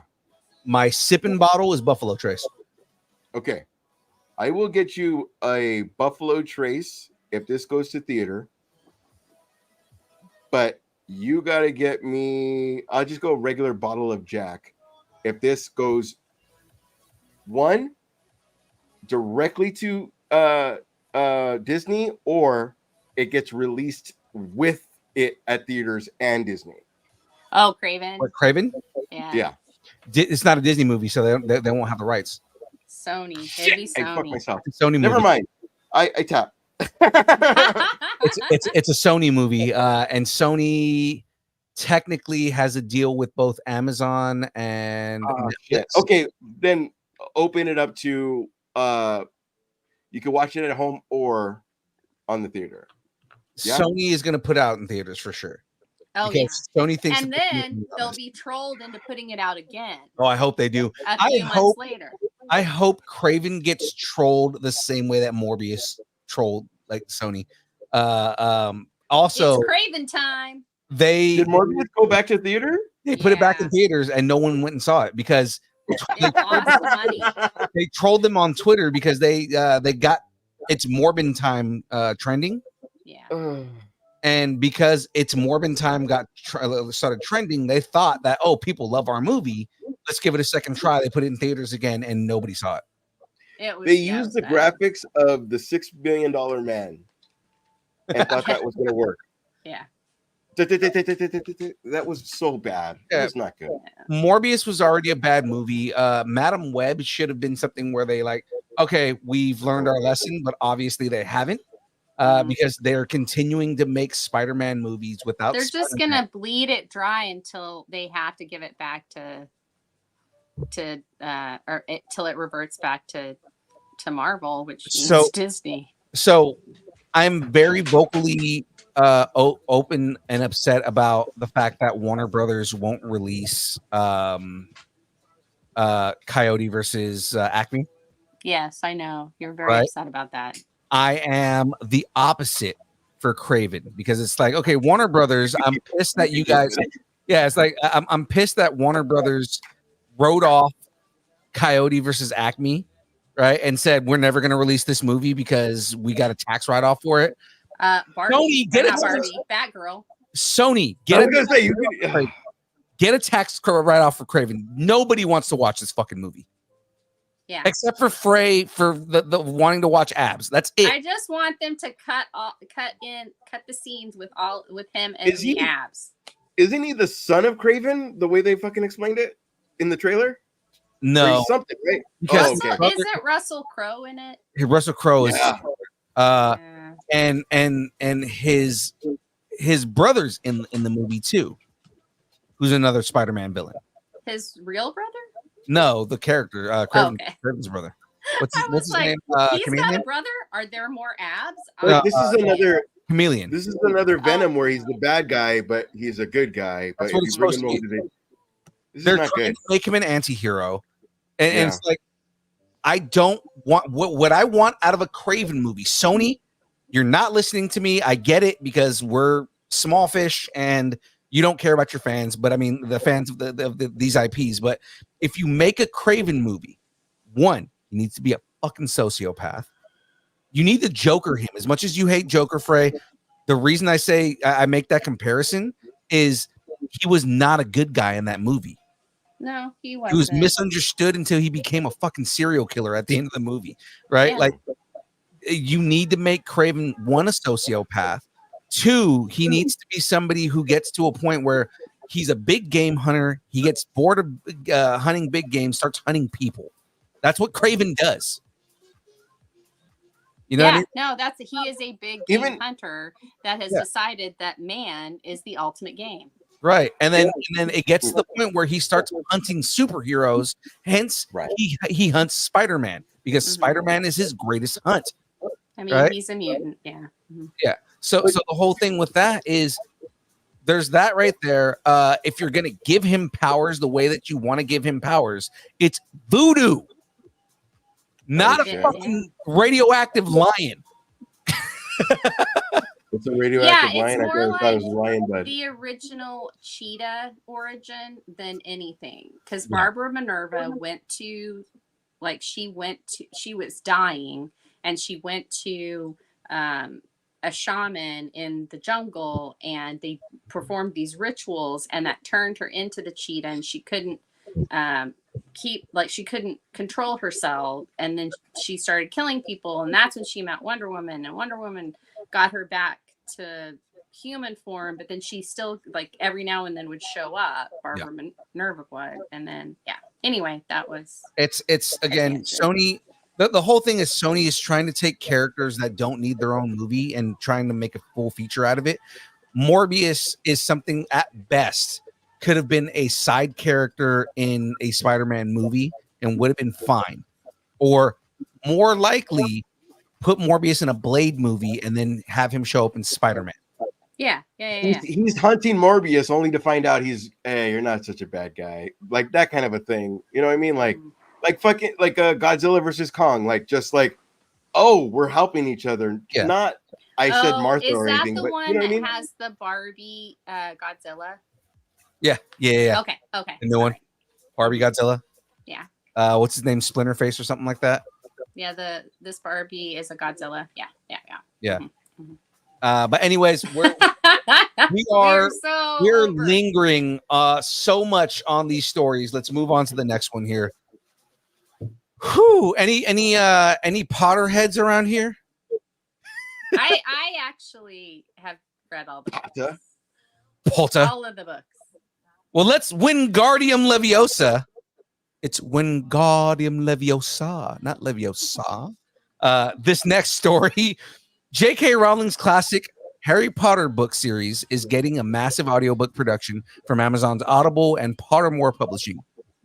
All 7 books will be recorded with a full cast that will consist of over 100 actors who will bring these iconic stories to life as have never been heard before. The new audiobooks are set to provide immersive audio entertainment through high-quality sound design in Dolby Atmos, stunning scoring, and a full range of character voices and real-world sound capture. Audible CEO Bob Carrington said, "With millions upon millions of Audible listeners devouring Harry Potter at an astonishing rate, we are thrilled about the opportunity to be part of the next chapter, delighting new and old fans alike with a reinvigorating listening experience that Audible is expertly positioned to create." With each of the 7 English language titles to be released sequentially for a global audience, exclusively on Audible, the new audiobooks are scheduled to premiere in late 2025. Thoughts, guys, on the original Harry Potter books being done in a large production? Okay. That's my thought. Okay. I realized that. And I was like, her thought is just, okay, whatever. All right. I think the J.K. Rowling political stuff and them being against her is like, it took over our thought process of. So, I mean, meaning what I mean by that is I think you could have gotten them to reprise the roles in the audiobook had things not been said. Yeah. Especially like, there's certain actors, specifically like Ginny Weasley is I'm forgetting her name, but she's like an activist specifically for like Bonnie Wright. Bonnie Wright. Bonnie Wright is she's like specifically an activist for like LGBTQ rights and things like that. And Emma Watson too. Emma Watson's massively on that, so it's like, you kind of screwed the pooch in that, because what people really would have wanted would have been the original actors coming back to play the character. And I mean, Daniel Radcliffe's going to be Wolverine, so it's not like, one of the rumors. Yeah, so he's small busy. scale is like, I follow a lot of meme stuff, and all of a sudden it turns into like the person's political view, and then I'm like, okay, this is all, it's supposed to be for fun. It's not supposed to be where you use this as a platform for something. Yeah. Just for fun. Meme culture is that way now, though. Yeah, it really is. Meme culture is kind of becoming that now, where people are just putting their political views in stuff that should just be funny. Yeah, I unfollow funny. immediately as soon as you do that stuff. Yeah. Don't follow me on Instagram. No, I'm just kidding. But all I mean by that is, all you needed to do was shut the fuck up, and you would have your whole cast, your everything, and not mess up your own legacy. in But this I have climate, to say for voice actors, it would be a good thing because you could actually get like seven different books, and if you're a That's voice true. actor, you're gonna get paid for that. I mean, so I have to for our voice actor friends and stuff. Yeah, I'm like, yay, but I'll get to it eventually. Yeah, That's no. the To way I jump go. on that is Kevin Conroy is Batman because of Mhm. you know what I mean. Yeah. Absolutely. Yeah. Just Potter. All right, let's talk about some games. Draco Malfoy. Okay. Go ahead. In punky cyber news, I can't Punky believe I'm doing the cyber. game one. I'm doing the game one. I can't believe this because I don't know a lot about games. All right. The upcoming cyberpunk video game Spine will be going beyond just gaming as developer Nikki has teamed with Sony Kitchen to produce film and TV adaptations. Oh, okay. Neki is planning a whole media franchise built around the world of the game, including DLC, after release, comic books, a board game, and merchandise. The company also published 9 episodes of a Spine webtoon because everybody loves a webtoon, and I have an opsis. All right. What we got? Cyberfoo Opsis Punky Brew Synopsis. Is that a Punky Brewster joke? Oh God! All right, Cyberfoo Opsis Punky Brew Synopsis. The game is a female-led cyberpunk gun-fu story set in a dystopian world. The main character, Redline, is an adventurous street artist battling against an autocratic AI regime and its goons to rescue her captive brother. No writers or directors are attached to the project. Spine will be released on PC, PlayStation 5, and Xbox, but there is no release date. I'm interested because I like cyberpunk stuff. Yeah. I've always loved the aesthetic of cyberpunk, but it's like I'm interested in seeing what the gameplay is going to look like. Is it going to be more JRPG or is it going to be more like, first person shooter? Is it third person? Like kind of like the screenshot right there is actually kind of cool looking. Mm-hmm. And I love the idea of doing gun fu, which is like, kung fu with a gun. So, that kind of stuff, it's like Matrix style stuff where you're doing like crazy martial arts, but you're also shooting guns at the same time. So like that stuff is always interesting narratively. John Wick. John Wick is actually the way that he performs in that is more military style than it is gun fu. He's fucking you up and then shooting you in the legs, but still punching you in the you know what I mean? Like that's just Baba Yaga. That was amazing. Yeah, because gun fu is going to be more like Deadpool. Like you're doing crazy acrobatics and beating the shit out of people, but then you're also doing crazy things with guns. So like that's more like kind of what gun fu is. Like you're doing like a crazy ass backflip and shooting 3 dudes in the head at the same time. Right. No, I just call that a Tuesday. Yeah. That is, it looks interesting. It's not the same old, and it's definitely not nostalgia. So, let's hope it works out. Yeah, and I mean, the reason I say is it going to be JRPG styles because a lot of cyberpunk stuff takes place in like future Tokyo. Mm-hmm. For example, Akira or does Battle Angel Alita take place in Tokyo as well? It's not Tokyo, but it is it's cyberpunk. So I mean like that whole thing right there, or the other one that's coming to mind right now, Ghost in the Shell is Ghost in the Shell. Okay. So like all that kind of stuff is all cyberpunk, right? So it's like that's why I say like JRPG, because that it seems like that world fits for like an e-girl that's running around destroying everybody. Yeah, absolutely. So with this, let's go ahead and move on because the next story is something I'm actually really excited for, being both a fan of Wrexham and a Hispanic man. In sports ball news, right? It's always football in Wrexham, and now in Mexico. Ryan Reynolds and Rob McElhenney are expanding their role as global soccer moguls. Reynolds and McElhenney Roll those R's. What? Reynolds. Reynolds. McElhenney. I'm not like, what am I rolling right now? Reynolds. Reynolds and McElhenney. I mean, that sounds more Scottish. Reynolds and McElhenney. R.R. McReynolds Company has bought a stake in Club Nikaha? Yeah. Is that Nikaha? Yeah. I'm trying. No, Nikaha, because X is an H sound with Aztec words. Okay. Oh yeah, because okay, yeah. Yes, that's why I can't ever say it, but yeah. Club Nikaha, I think is what it's called. The Central Mexican Soccer Club, which also has actress Eva Longoria as one of its owners. I want to show on that. Watching Ryan, Rob, and Eva Longoria, like just doing the shit that they do, and welcome to Wrexham.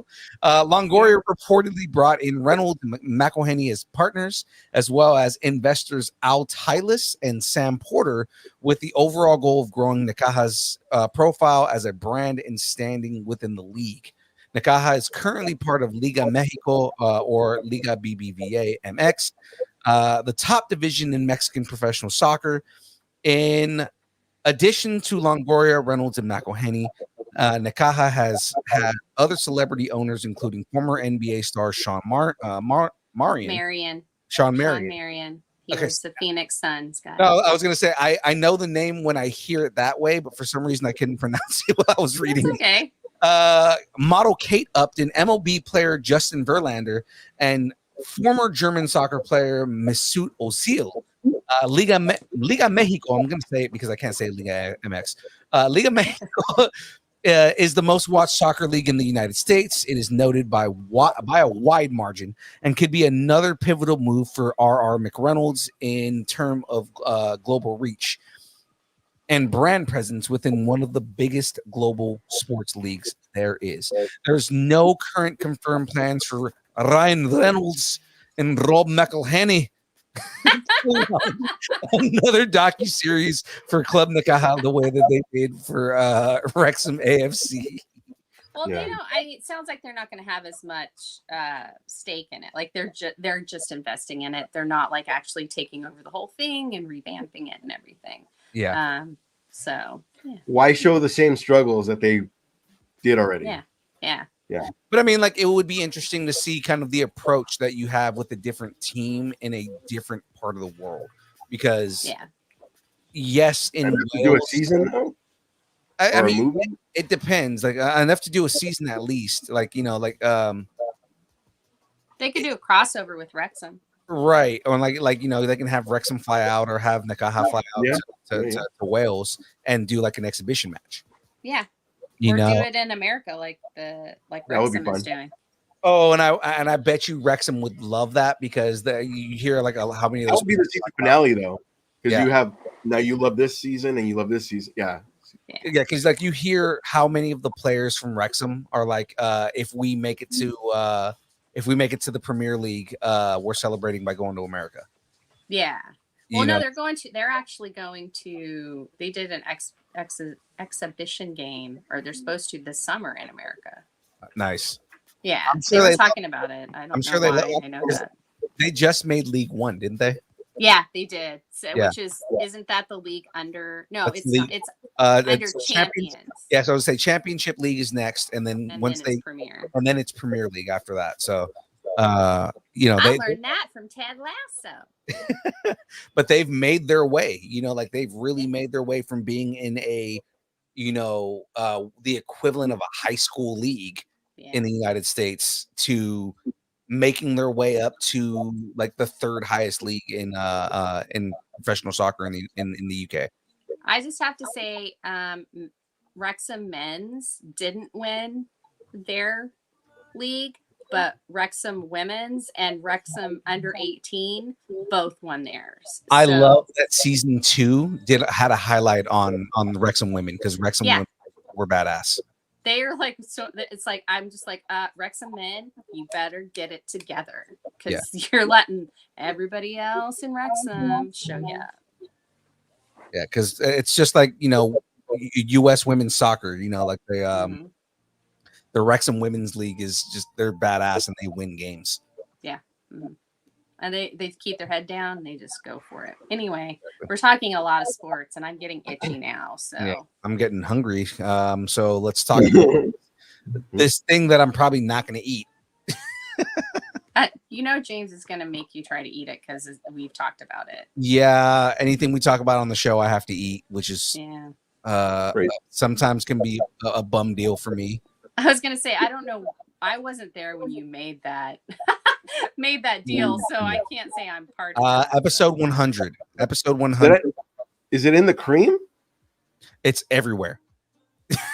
it's the weirdest thing. That's your commercial. Yeah, it is the weirdest thing. First there's sweet, first the sour, and then there's sweet. It's the time of the show where we all get stomach aches. Absolutely. Especially with the thing that we're looking at right now. Typically, actually, you know what? I am going to do this, even though I'm not eating anything right now. I'm just going to play the theme anyways.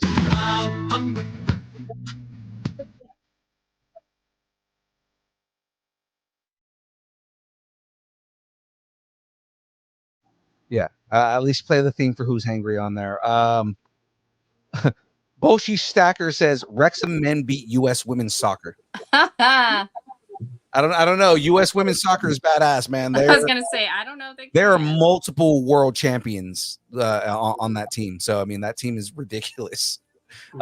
Even because they didn't win the last one, right? But I mean they still made it to like the finals. Yeah, something like that. Yeah, the U.S. women's soccer team shits all over like anybody in the world half the time. Pretty much. They're sick. But let's talk about Oreos. Yeah, so let's talk about these Oreos. We live in a world where cookies get flashy limited edition releases, but the idea of mixing Sour Patch Kids flavors in an Oreo cookie, that's a pretty big deal. Indeed, these Oreo cookies are a little bit sour and a little bit sweet with cream and a cookie base that are loaded with multicolor sour sugar inclusions. Sounds absolutely delicious. Sounds absolutely I'm gonna vomit. I was gonna say sounds absolutely disgusting. You can order the cookies directly from Oreo for $4.50 a bag. Walmart also has them on pre-order for $4.28. We're pre-ordering the cookies right now, which means James already pre-ordered these. As noted, it's a limited edition flavor, so you might want to stock up on sooner rather than later. They won't be around forever, and this flavor might prove more popular than other recent limited edition Oreo releases. So what are your guys' thoughts on this? Did you guys try the Pop Rocks one? I'm unable to eat Oreos because it contains palm oil. So I can't have coconut, and palm oil can contain coconut, so I can't have anything that has palm oil in it. Got it. So I've lost 50 What a way to pounds.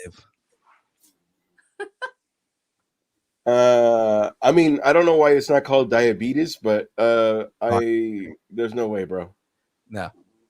I would try them on a dare, or if I was on the show with you guys trying them, obviously I would, but like other than that, there's no.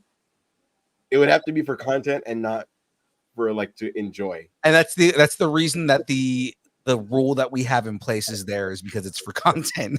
Yeah.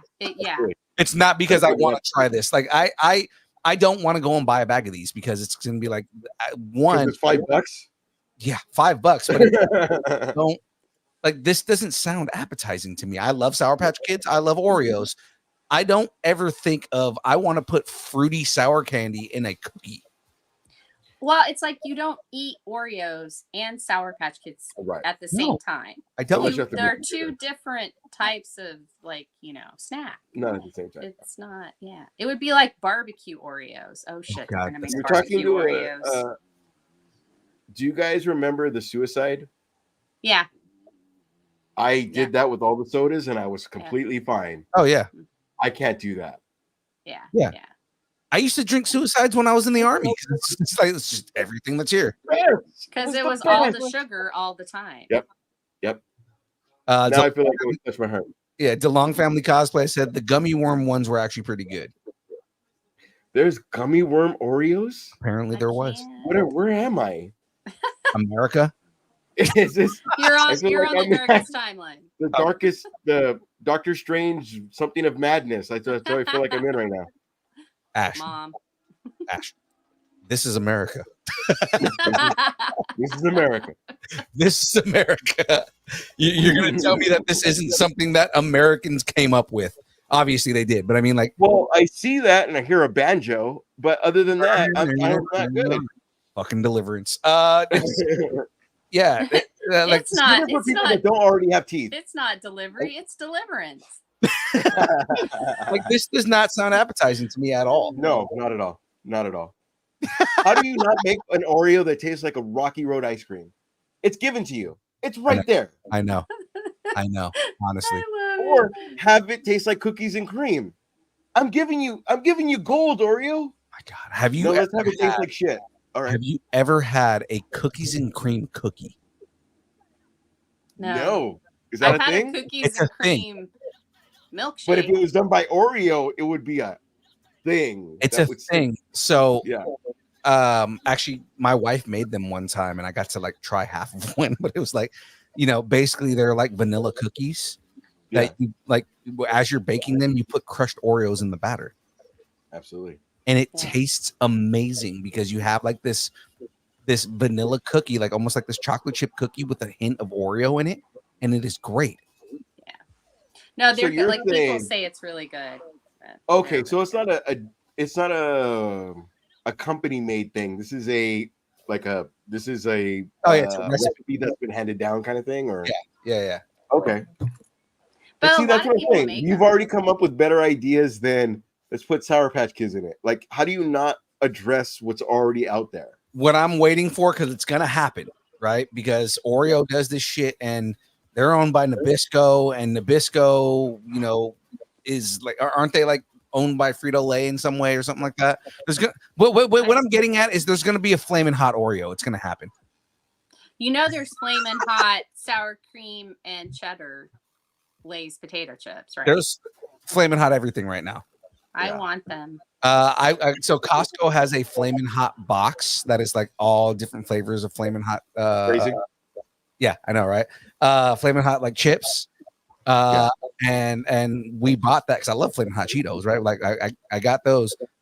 They have two of my favorite things in there: the flaming hot with limon, which is like one of my favorite chips, right? And then the Chester fries, the flaming hot Chester fries. Oh wow, I bet those are good. Those are hella good. But the two things in there that where I've always been hesitant to try, but I was like, I got them, I might as well try them, and I love them both. The flaming hot nacho Doritos. I never tried the flaming hot ones. Right. Oh, And the okay. flaming hot nacho Doritos are as spicy as I thought the spicy nacho were supposed to be. Oh, okay. Well, that's not bad. And then I was always told that flaming hot Funyuns were amazing. Right. Yeah. I was always hesitant to buy a bag because I was like, if I don't like them, then I got a whole bag of flaming hot Funyuns, right? Well, this comes with a whole bunch of little mini bags. I can't get enough of those, dude. Flaming hot Funyuns are amazing. Yeah, people say, "Oh, you liked the flaming hot Cheetos. You need to try the flaming hot Funyuns." Like that is like usually what everybody says. So yeah, flaming hot Funyuns are the shit. But see, that lends itself to the flavor.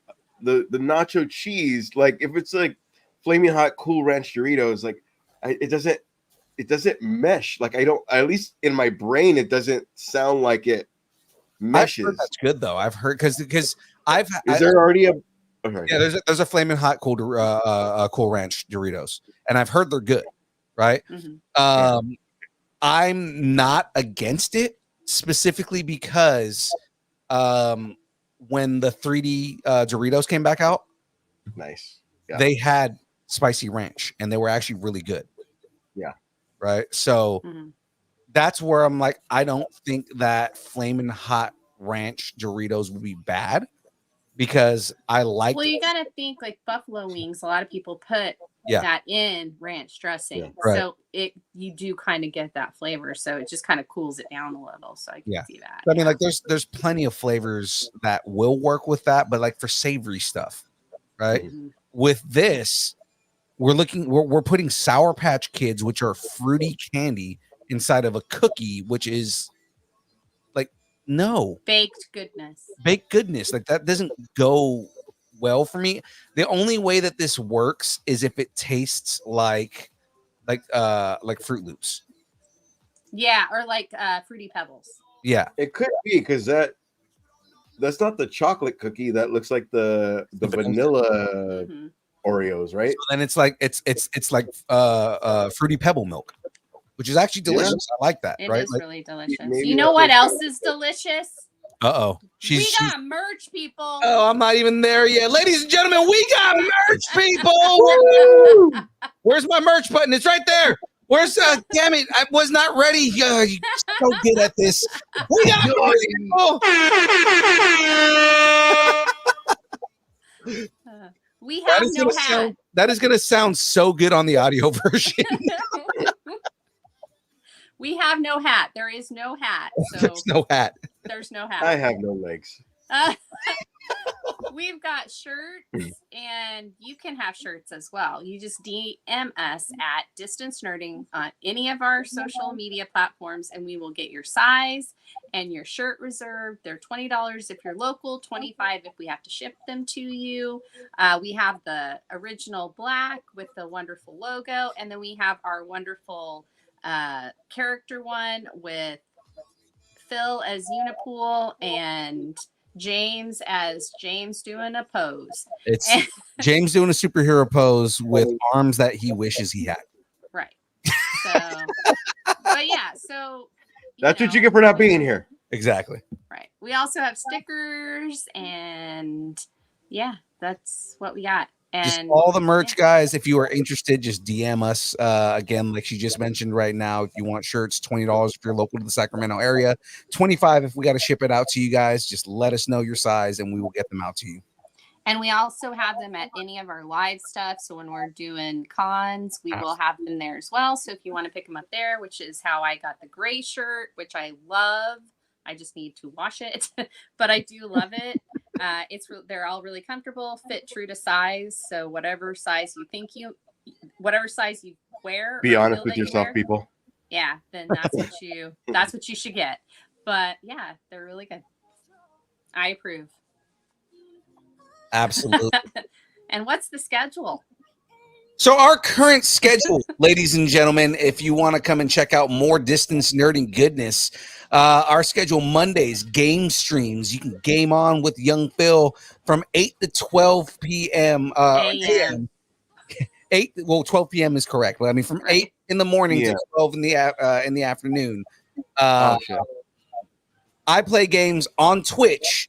Currently, I'm playing Shadow of War, which is a very hard and frustrating game, but also fun as fuck, especially if you are a fan of Lord of the Rings.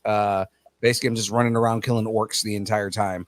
Trying not to die. And every now and then I'll get owned because I get like 4 or 5 different orc captains that pop up out of nowhere. But it gets easier as I control more captains because I start like taking them over, and now it's like, okay, well now you have no friends to back you up because they're all my friends now.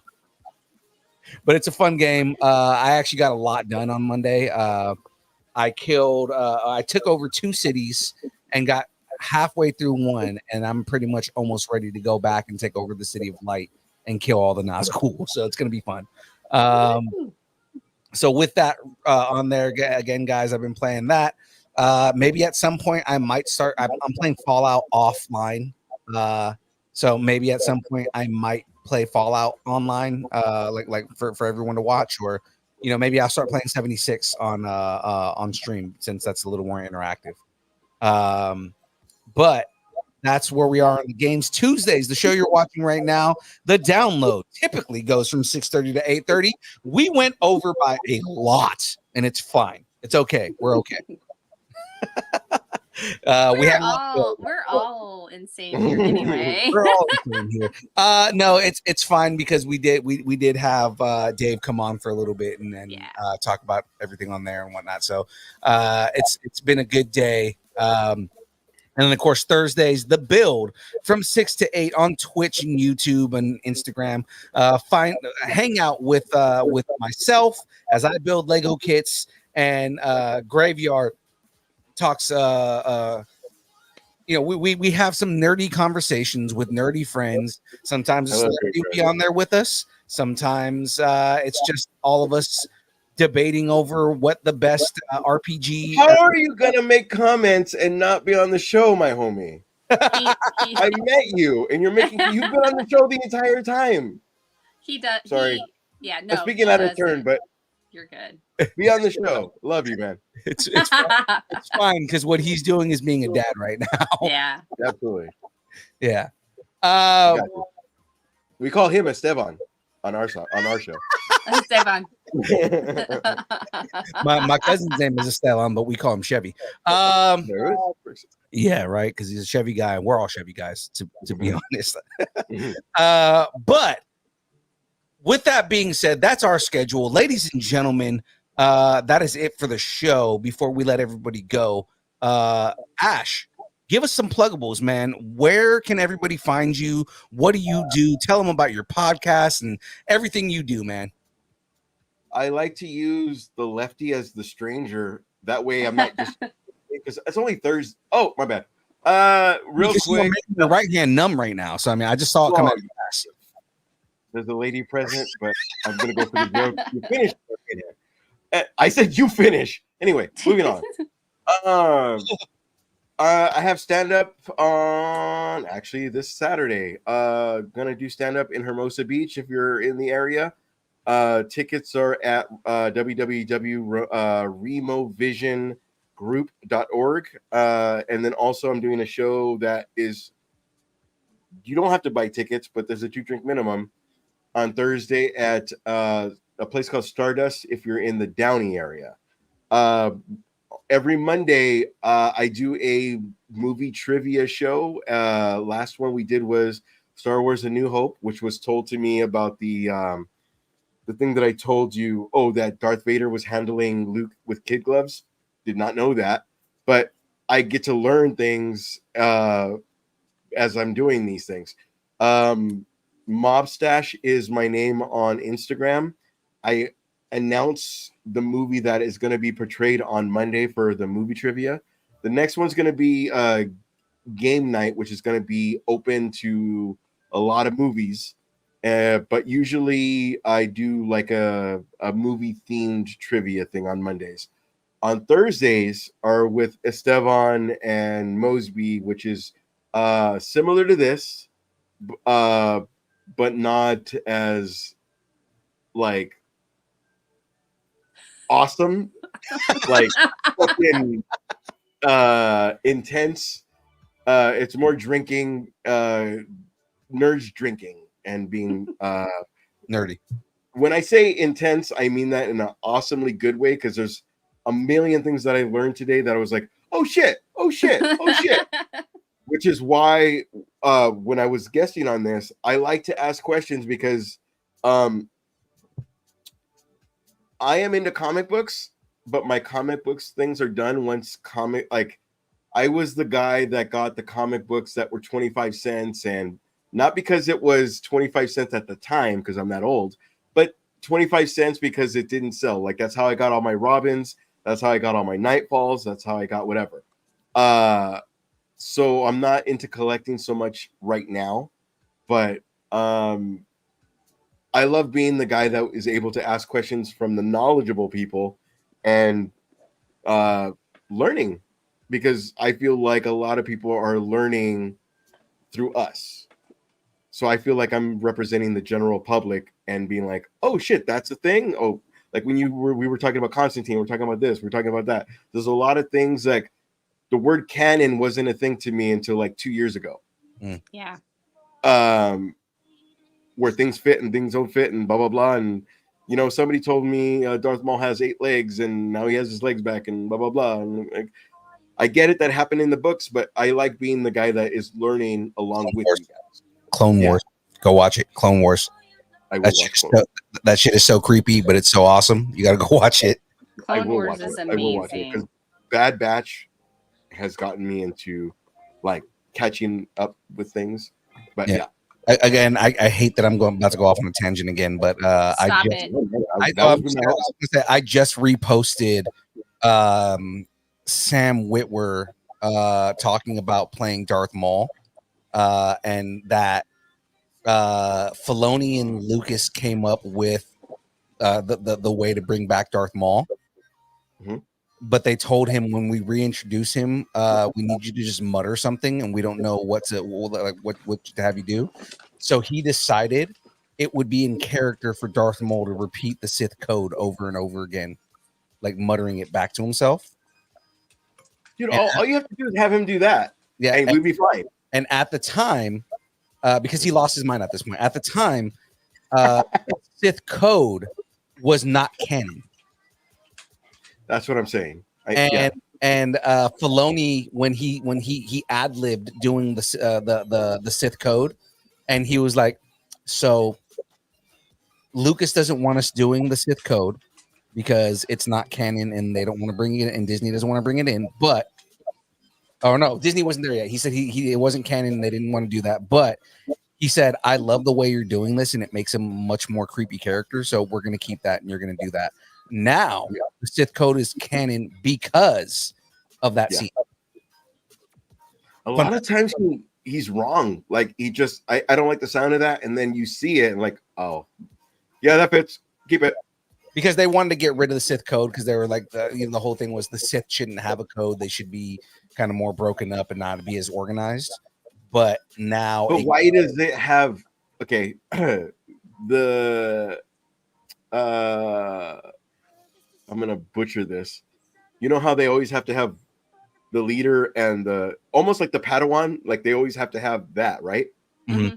So why kind of change anything? Like it's similar, but we do it the bad way, or it's the worse you are, the better you are. It's the rule of two, and that's the whole thing. Is that the rule of two also comes from the same canon that the Sith code comes from. So it's kind of like they were picking and choosing things. But Filoni is now on a quest to canonize all of Knights of the Old Republic. So I love that he's doing that now, because like there's so much stuff that they've brought in, especially in like Ahsoka, they canonize a lot of Knights of the Old Republic stuff. So he's slowly bringing in a lot of concepts from Old Republic, and in season 7 of Clone Wars, season 6 of Clone Wars, they canonized Darth Bane.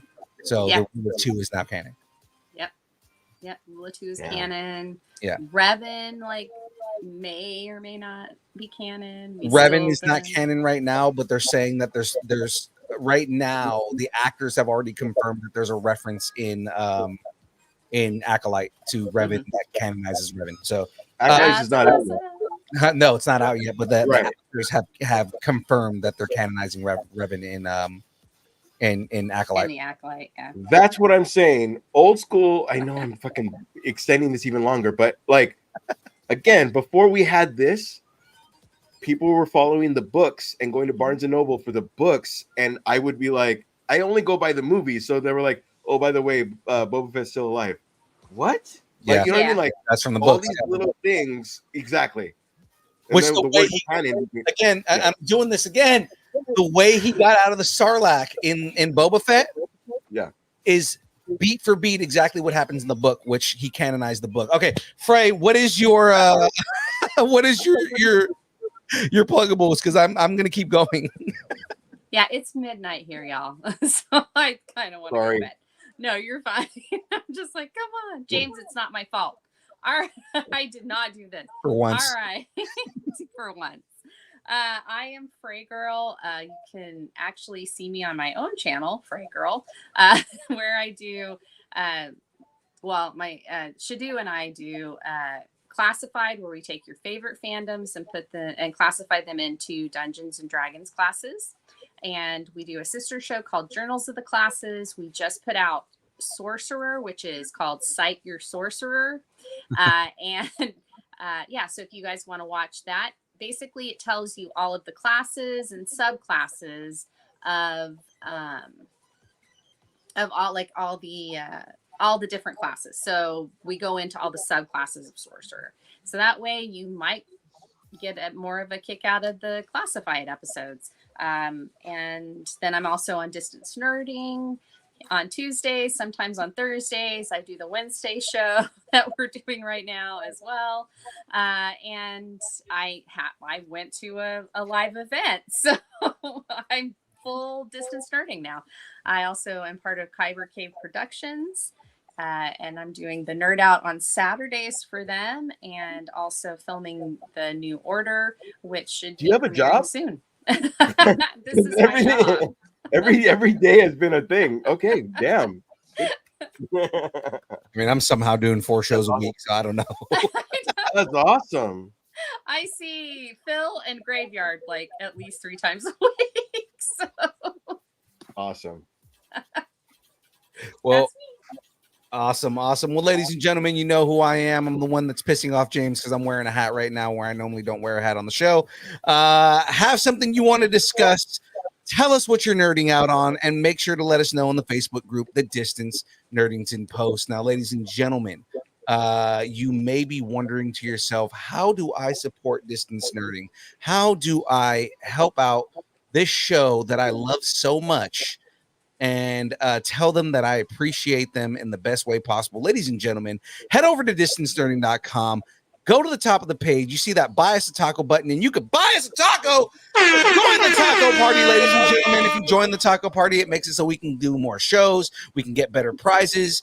Speaking of prizes, we can eat tacos. I know, right? Cutoff for the bat cycle is tomorrow. So, ladies and gentlemen, I'm going to post it one more time. If you have not gotten a chance to join the contest, I'm giving away a Lego bat cycle.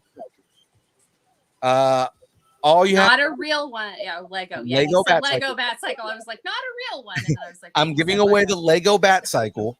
All you got to do is find that reel on Instagram on our page. Follow the rules that are on there. You're automatically entered into a chance to win. We're going to announce the winner on Thursday. So Thursday, we're announcing who's winning that Lego bat cycle. And then is it me? Am I win? Oh wait, I don't think. I don't know. Anytime you want a director's cut long ass version of a show, you invite me and Frey on the show. Yeah, exactly. And can't help. We will give you the Lord of the Rings extended directors, other people's cuts version of the show. There you go. That's the name of the episode. Is the Lord of the Rings name of the show? And also, this is the excuse for me to put the episode out as is, so James doesn't complain about it's too long. Everybody connect. James complains that it's too long. Come on, it's right there. It's right there. It's right there. It's been too long. Guys, connect with us on Instagram, Facebook, Twitter, Twitch, TikTok, Threads, YouTube, Discord, MySpace, Vine, GeoCities, Friendster, Second Life, AIM, Farmers Only, Christian Mingle, OnlyFans. It's only pictures of Aaron Watson's feet and mandals, the beard, and James's glasses, seductively staring back at you on a table dancing, glasses. Sexy. At Distance Nerding. That from Timu? What was that Baby Yoda from? Oh, that's from Timu. Is it Baby Yoda from Timu? Yeah, I got it as a Valentine gift one year from Husby with candy. It had candy on it. And then immediately broke up with him? Got it. No, he's in the bedroom right now. And of course, if you'd like us to break up with your boyfriend, girlfriend, significant other, pet, schoolyard bully, annoying, or just tell us how much you enjoy us, hate us, or wish the internet would consume us completely and spit us out at the feet of James, who is like at the feet right now. No, and spit us out at the feet of Aaron Taylor Johnson's abs. Send us an email at dist. Oh my gosh. Oh. How many spaces is that? Like 100. Why do you think I'm hat's not allowed? What do you think I'm silent right now? The hat isn't allowed on the podcast unless you change orange or black. Orange and black. No. We're Giants fans around here. It's nerdy at AOL.com, and we will read it on the show. You know what? No, you know how you get around what James is saying right now, and I should be upset with myself. I'm even suggesting. My bad. Giants Real quick, the only time I'm absolutely going to apologize to you and know that I'm cutting you off. I went to Comic Con. And I went on the little train thing, San Diego Comic Con, and they were trolley. Trolley, thank you. And they were like, "You're in the wrong city," and I didn't realize it was me. I had my hat on backwards. I'm all happy as hell, and like somebody in the back row was like, "You're in the wrong city," and I was like, "I heard it. Oh, that's not me." And it was totally me because I'm wearing my Dodgers hat. And I was like, "Oh, Diego." I'm here for a nerdy thing to be nerds with all of us, and it was like, but you're wearing a Padres country, man. Same division. Anytime you're in a divisional city, they're gonna yell at you. Exactly. The day we all meet up, I'm gonna still wear this hat, and that's okay. I'll wear my. As Dave Chappelle said, "Unity." James said Padres fans don't count. They don't have and they never will. Not in a division with the Dodgers and the Giants. No. And apparently Arizona, because they win every now and then. But I mean, still, they don't count. They don't count because the only people that matter in our division are the Dodgers and the Giants because we're the only ones that win. I'm going to stop because I'm going to start nerding out on sports now. Yeah, we're good. That is it. Don't even get me started on WWE. Oh God, that'll be another 2 hours. You were on an episode with us about that, so you already know, man. What was that SummerSlam recap that you did with us? Yeah. Anyways, it is now time for the dance party. We have kept it going for too damn long. Ladies and gentlemen, that is it from us. Thanks. May I take a shot on the show? Oh, go for it, man. Thanks. And keep nerding together. We will see everybody later. The A's are in Sacramento now.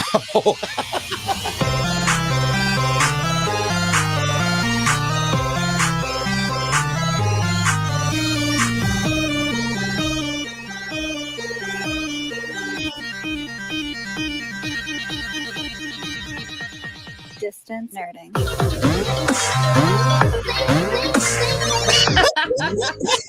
I was like, is he going to show it? Oh. Hey, look, James is on the show. Hey! And he found his glasses. And he's wearing cargo pants? Shorts? Yeah. He wears cargo pants.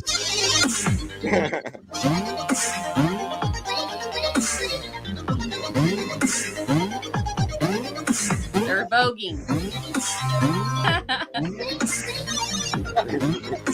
I'm bad shots. You know I wanted to be an answer? Bats, bats, bats, bats, bats, bats, bats, bats, bats, bats, bats, bats, bats, bats, bats, bats. I'm a bat. You're not a bat.